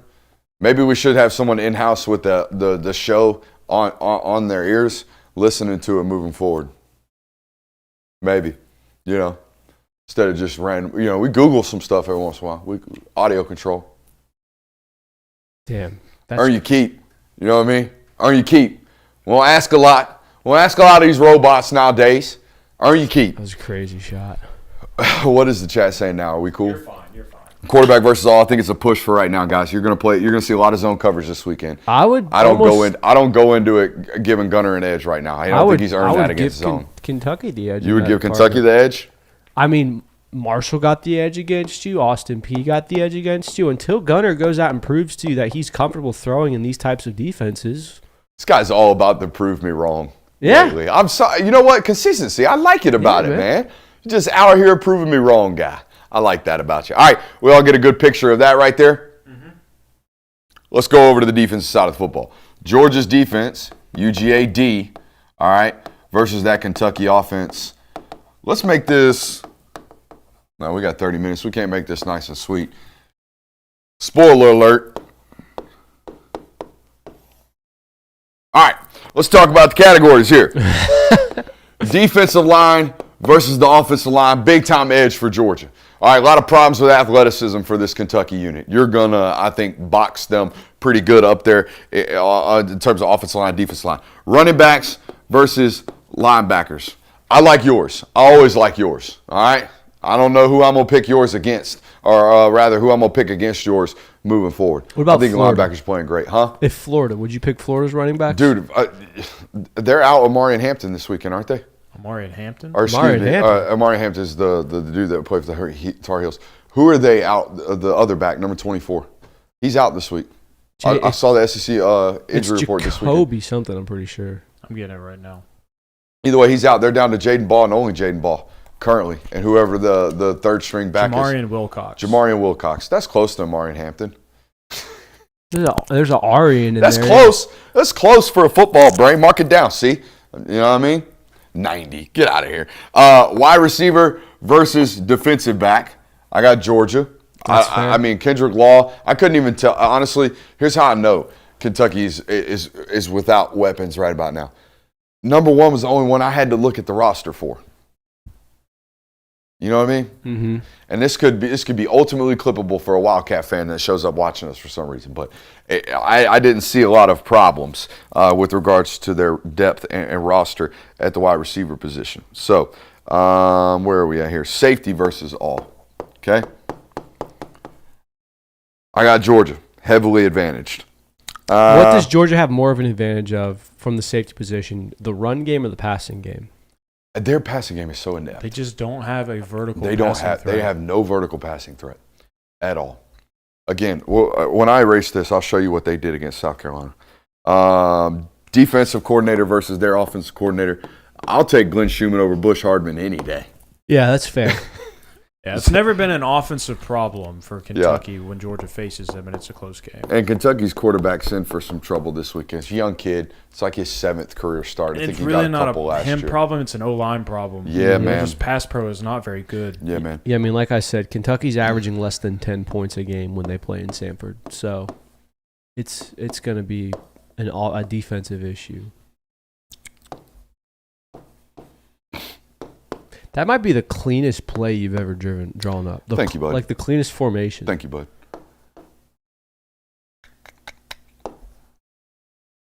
So which play is this that you're drawing up right now? This is the damn near interception for South Carolina. So now, they were in man-to-man coverage out here. Okay, everybody was square-shouldered, eyes on.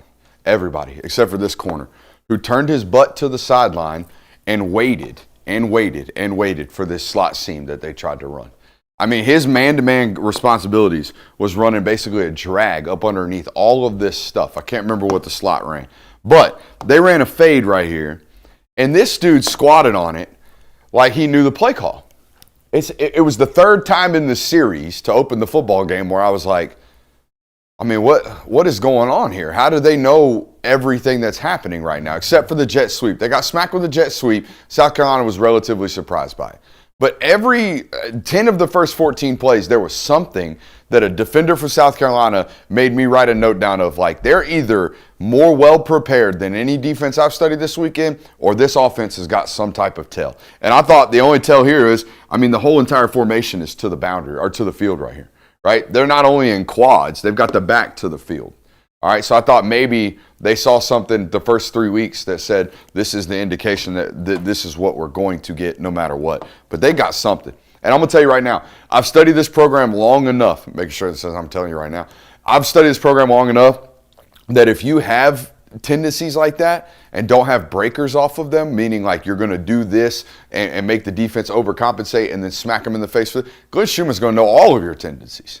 He is the tendency identifying king. That is what, remember all these defensive backs and defensive football players the last several years getting to the microphone and saying, Coach Schumann's doing a great job giving us nuggets, what he calls little nuggets. Those are what he's talking about. Mm-hmm. Hey, if they do this, If it's 2nd and 4, they hop in this formation. I have seen that they do this. And then all of a sudden you watch Georgia play and it's like, wait a minute. He looked like he knew that was coming. Yeah, because you've been putting tendencies on tape is what we call that. Mm-hmm.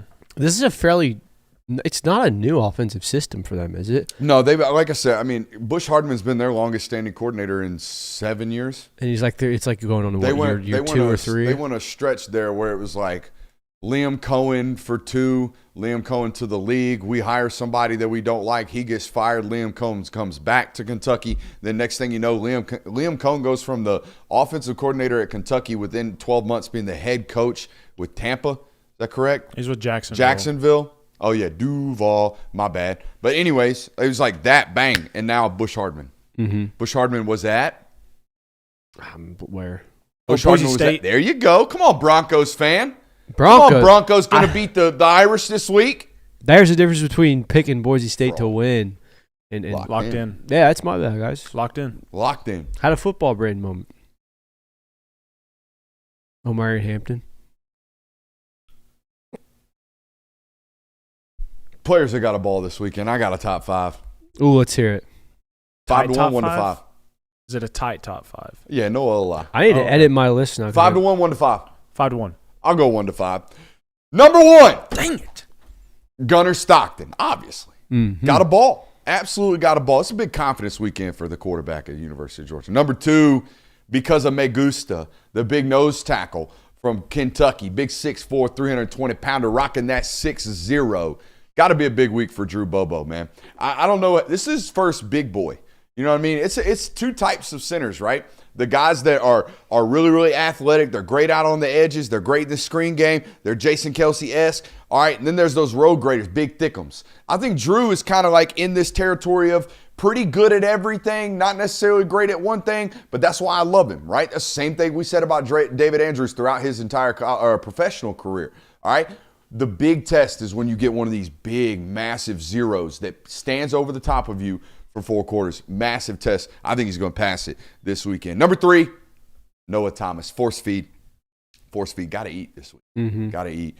Number 4, Gabe Harris. We've been talking about the tight end displacement. Those guys can uproot defensive ends if you're not ready for it. We saw big number 9 from South Carolina, a 6'6", 255-pound defensive end, get walked like he was a JV football player against this number 84. You got to bring this weekend, all right, against that tight end from Kentucky. Number 5, big confidence game for KJ Bolden as well. I want to see a big flash play. I think that kid's the type of football player that has to make a wow play, and then he becomes the All-American that he is. He's been playing winnable All-SEC football. I think there's All-American caliber play left to be unlocked with KJ Bolden. It does feel like he's certainly scratched the surface this year of what he's capable of doing. So, speaking of scratching the surface, could you imagine ever scratching this here H2all bottle? They redid the bottles, boys. They look good. It's clean. Redid the bottles at h2all.com. Your purchase, your impact. The most high-quality water you can get with a purpose and an impact. Right? Helping solving the clean water crisis clear across the world with every portion of every bottle sold. H2all.com. I do like the metal can. It looks good. Silver bullet. Looks a little, yeah. It looks familiar. Silver bullet. I've seen that can before somewhere. It goes down smooth, brother. No. What you got, Kirby? For players that need the ball, well, I had to take Talon Taylor off my list, which was unfortunate. That really actually bums me out. Nate Frazier's a guy that I think needs the ball this week. There's a lot of unnecessary hate that's being thrown toward Nate Frazier's way. He obviously did have an issue with fumbling the football. That's simple in that. But you've got Georgia fans out here saying that he needs to enter the transfer portal. He needs to stay on the bench where he belongs. Chauncey Bowens needs to get all the carries. Now, guys, Nate Frazier is one of the better running backs in the SEC. Obviously, the turnover issue is going to be something that has to be addressed, and it will obviously be addressed in-house by Kirby Smart. You don't think that offensive staff knows that turning the football over is an issue? I'm sure that Kirby Smart is talking about it. I'm sure Nate Frazier's already beat himself up about it. You don't need to be so hard on him. So Nate Frazier should be a guy that comes out and has a big game. My friends at GSP had to warn me last night that Kirby was out looking for me because I said go throw interceptions. So he dang sure has addressed the fumbling problem. By the way, I'm saying this because this was something that Nate Frazier himself posted. If you are sending players death threats in their DMs over plays, over how they play in a football game, you need to stop watching sports, do something else with your life, because that is just unacceptable. And I hate that even happens. Or suggesting self-harm. Yeah. Yeah, disgusting. So absolutely disgusting. Go do something else with your life. So I would love to see Nate Frazier have a 130-yard game on Saturday. That would make me very happy. Another one who I think needs to have another big week is Juan Gaston. And if it's at the right tackle position, which he played the majority of, that's big, and I think that's kind of what would cement the offensive line moving forward, of having him at that right tackle position, because you don't know when you're getting Ernest Green back. Like, it seems like that injury's been lingering for a while. He's obviously not going to be available on Saturday, so to be able to cement and say, okay, if Ernest Green doesn't come back, we have a very solid right tackle. Juan Gaston's very important for me. And then another one I have is any one of those corners in the rotation. It feels like more so than ever that position is up for grabs, as opposed to someone's close to taking that and just running home with it. So it feels like if any one of those three can have a big game, I would say that's going to be huge for the Georgia defense. You know, you had a top 5, Brooks. I also have a top 5 for this. 5-1 or 1-5? Give me 3 through 5 and then 1 and 2. Too bad. I wasn't going to even acknowledge your opinion to begin with. All right, so we're going 5-1. Ellis Robinson, get back game for you. Build some confidence, man, all right? It's just like a couple of plays. I know they're probably going to rotate Daniel Harris if he's healthy. They're probably going to put in DeMello some. I'm sure they're going to play Ellis as well. Just get a couple plays under your belt, man, because we see the moments where you look like a guy that's going to live in this league, and you're going to go to the next league, and you're going to live a long time there as well. Just need the consistency. So just keep building up on the confidence. You're going to get there eventually. Give me a Chris Cole breakout game on Saturday. Yeah, talk to me. Against this offensive line, wreak some havoc. I want to see it all this weekend. So I want him to have a big game. Same thing for Kristen Miller. Been playing good football. Let's play some great football on Saturday, Kristen. Let's, again, kind of playing into that Chris Cole role of, I think this is a weekend where you could do some damage. I want to see it. Oscar Delp. Let's get him involved a little bit. Let's get some big plays in. If we got a Dover with Oscar Delp running to grass, let's hit him on it, Gunner. That builds into your confidence, and we're going to get Oscar Delp going. He deserves it. And then much like what you said, Kirby, Nate Frazier, keep loving up on him. Keep giving him the touches. He'll figure it out eventually. Speaking of figuring it out, if you haven't figured it out by now, Sleeper is the best place to be at when it comes to setting props and player props and daily fantasy. Guys, let's get into our Set the Props segment, weekly segment here on Thursdays. Let's start with Seth McGowan, the running back at Kentucky, boys. What do you think the market should be for Seth McGowan rushing yards? I personally set this sucker at 52.5. You know he's going to be a primary feature in this offense. You know they're going to feed the rock. In a loss last week on the road, they ran the ball 45 times. I like 52.5. I would go almost like 47. Kentucky's averaging 97.5 rushing yards per game in Athens, and that's combined with one of the games where they literally ran the ball 40 times. Jonathan, what say you? What's the market for Seth McGowan? I put it at like a high 50, like a 58. The line's 57.5. I would not touch that. Let's stay away. Well, you know, honestly, we both were under. He was over. let's take the under on it. All right, let's book it for now. We might come back and nix that one just so we can get a hit right here. All right, Zachariah Branch, receiving yards. Let's hit this receiving yards tab. Remember, boys, don't be over here looking at the stream. Okay? I'm not looking. I want this true, natural guesses. Zachariah Branch, I set this at 56.5. I was going to set it at 60. I'd probably say like 53. All right, so this 38.5 seems like a lot. Oh, that's one catch for him. All right. You know what this reminds me of, though? Like This reminds me very much of the Dom Lovett thing last year. Yeah. Remember how Dom Lovett was easy, but I get what you're saying, but Dom Lovett was either you're going to get 20 yards out of him or you're getting 90, and there's no in between. So that's interesting. Let's scroll back over to passing yards. Now, we can't do combos. All right. So far, we have Zachariah Branch locked for an over currently. But if we were to play Gunnar Stockton's odds right now, what would you set it at? Considering what we know about zone coverage and his struggles so far this season, I'm going to go in here and say 205. I was going to go 220. Yeah, like it's Kentucky. 215. Line set at 225.5. Yeah, I wouldn't touch it. That. I wouldn't either.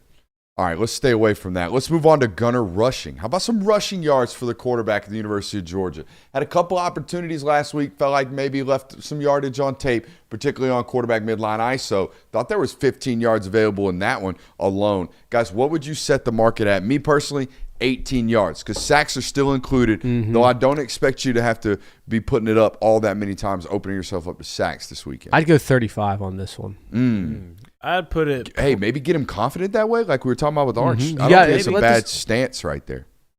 I put it at like 19. Oh. Line's 21.5. I personally am taking the over on that, but I'm not the one with the phone. I think this one's the potential lock right here. Last line of the night. Gunner Stockton passing touchdowns. What's the line? The line's probably 1.5. Yeah, 1.5. And what are you taking? I would take the over on that. Really? Yeah. All right. We'll take the over on that. Let's play Was this that the line? 1.5? It was a 1.5. Yeah. 2 touchdowns is a lot. Submit it. Let's do it. Which one's Hey, get in over on the action at Sleeper. Promo code Brooks. Get you a 100% deposit match up to $100. Don't forget as well, they have that free $20 giveaway over there right now. Shout out to our friends over at Sleeper. Boys, it's time into the week right now. What are some of your final thoughts as the weekend concludes, or the week concludes? Go ahead, Kirby. You know, we're in an era of college football, especially more than ever, where championship teams don't always win every game. You're not going to win every game. We saw it last year with Ohio State. We've seen it in years prior where you stumble along the way. It's not necessarily the fact that you win every game. It's how you respond in the losses. Just go and look at your most recent national championship team that wasn't undefeated. Had a bad loss to Alabama and responded a week later, a game later against Michigan. Absolutely killed them. Championship teams respond to losses after this. And this is the type of game, it's perfect for you. It's a noon kickoff. It's against an SEC opponent. There's just enough adversity there for you to have to overcome something and not come out and sleepwalk. But at the same time, you should be able to come out and handle this team very, very easily. That's what my opinion is on this. Go out and get your redemption game. Go get your get-back game because it's there for the taking, and everything is still in front of you this season.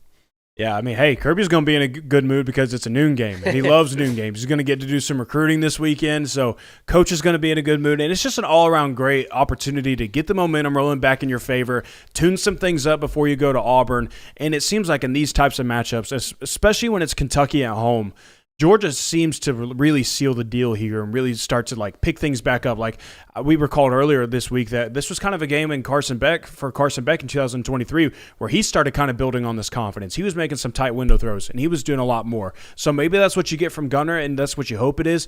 But at the very least, you have confidence in the run game. I think you're going to be able to run the ball at will if you want to, if that's their plan. And then defensively, I just think you're going to overmatch them. I don't think that they're going to be able to challenge you a lot. Like the verticality of this offense isn't there. They just haven't found a presence there. The quarterback play is a little shaky, probably combined with the fact that the pass pro isn't good. The biggest thing for you on defense is can you shut down their run game because that's what they want to do and that's their biggest strength. If you can do that, it'll be a very successful day. So I think that this game is kind of tailored for Georgia to just get some of that confidence back. I mean, you're at home, so I think there's a lot of things going for them to where I think it'll be a big day for Georgia. Boys, I am looking at a list of 106 high school prospects that will be in town this weekend. Wow. If you want that full list, it'll be on patreon.com/Brooks Austin immediately following this show. Shout out to Andy for compiling that list for me. I get sent just so many things. It's like I got to get these things squeezed down into a bullet form so I can give them to my audience. Final thoughts. You guys hit the nail on the head multiple times already over. It's such a great opportunity to do the things that you've struggled to do against a football team that is not quite the caliber of the teams that you struggled to do it against, right? Like Alabama's pass defense right now features really, really good football players. Damani Jackson is a pro. I know Alabama fans hate the way he tackles in the run game, but that kid covers, all right? Dejon Lee will be a pro. Bray Hubbard will be a pro. Keon Saab is a pro. All right, y'all faced a really, really good and tough zone defense last year. On top of last week or 2 weeks ago, last week. On top of the fact that they can get after the quarterback just slightly a bit better than Kentucky can as well. So, you're going to see a very similar defense that does very similar things to what I think the rest of your opponents are going to try to do to you. By the way, you know who else plays a lot of zone coverage? Ole Miss. All right, they have completely dedicated themselves to making you walk the ball down the field over the last several years out there. So you got a great opportunity for a confidence game, not just a get-back game for your football program. Defensively, man, you got to get home on third down. We have talked about it and talked about it and talked about it. It is very clear to me that through 2 or 3 games, I thought y'all were going to be a bump and run man-to-man coverage unit again. I thought y'all were going to be able to cover teams. But when the big meat of the schedule came into town, it was like, uh-oh, we got to play a whole bunch of zone coverage and hope we get home. And you didn't get home because the other quarterback was diabolical on third down. We all know what the story has been. All right, so got to get home. And I think you have to find a way to get Noah Thomas to football. We've talked about that this week. But I think more importantly, I think it's important that everyone show up for this football game. It's very easily a sleepable football game for fans and especially for football players. The young football team got to get up and at them early in this football game. Mm-hmm. I've got another thing I want to add. Come on. This has to be a go out there and kill them game. We had too many of these murder ball. Not even from a fact of we need to have our confidence back or we need to get the fan base to ride behind us and think we're a national championship team. I think I got my swagger back. You need the reps. We talked about how last year you went into Mississippi State, Auburn, UMass, Kentucky, all these teams that you should have beaten out of the water and flirted around with them and hung with them, and they let them hang around, and you didn't pull away till late in the fourth quarter by the time where your twos didn't really get a lot of reps. The first real look we had at Gunnar Stockton was in the SEC championship. I know he played a little bit against Tennessee Tech, but still, Gunnar Stockton did not get enough reps this year. You cannot let that same mistake happen, not necessarily from a quarterback standpoint, but just an overall standpoint.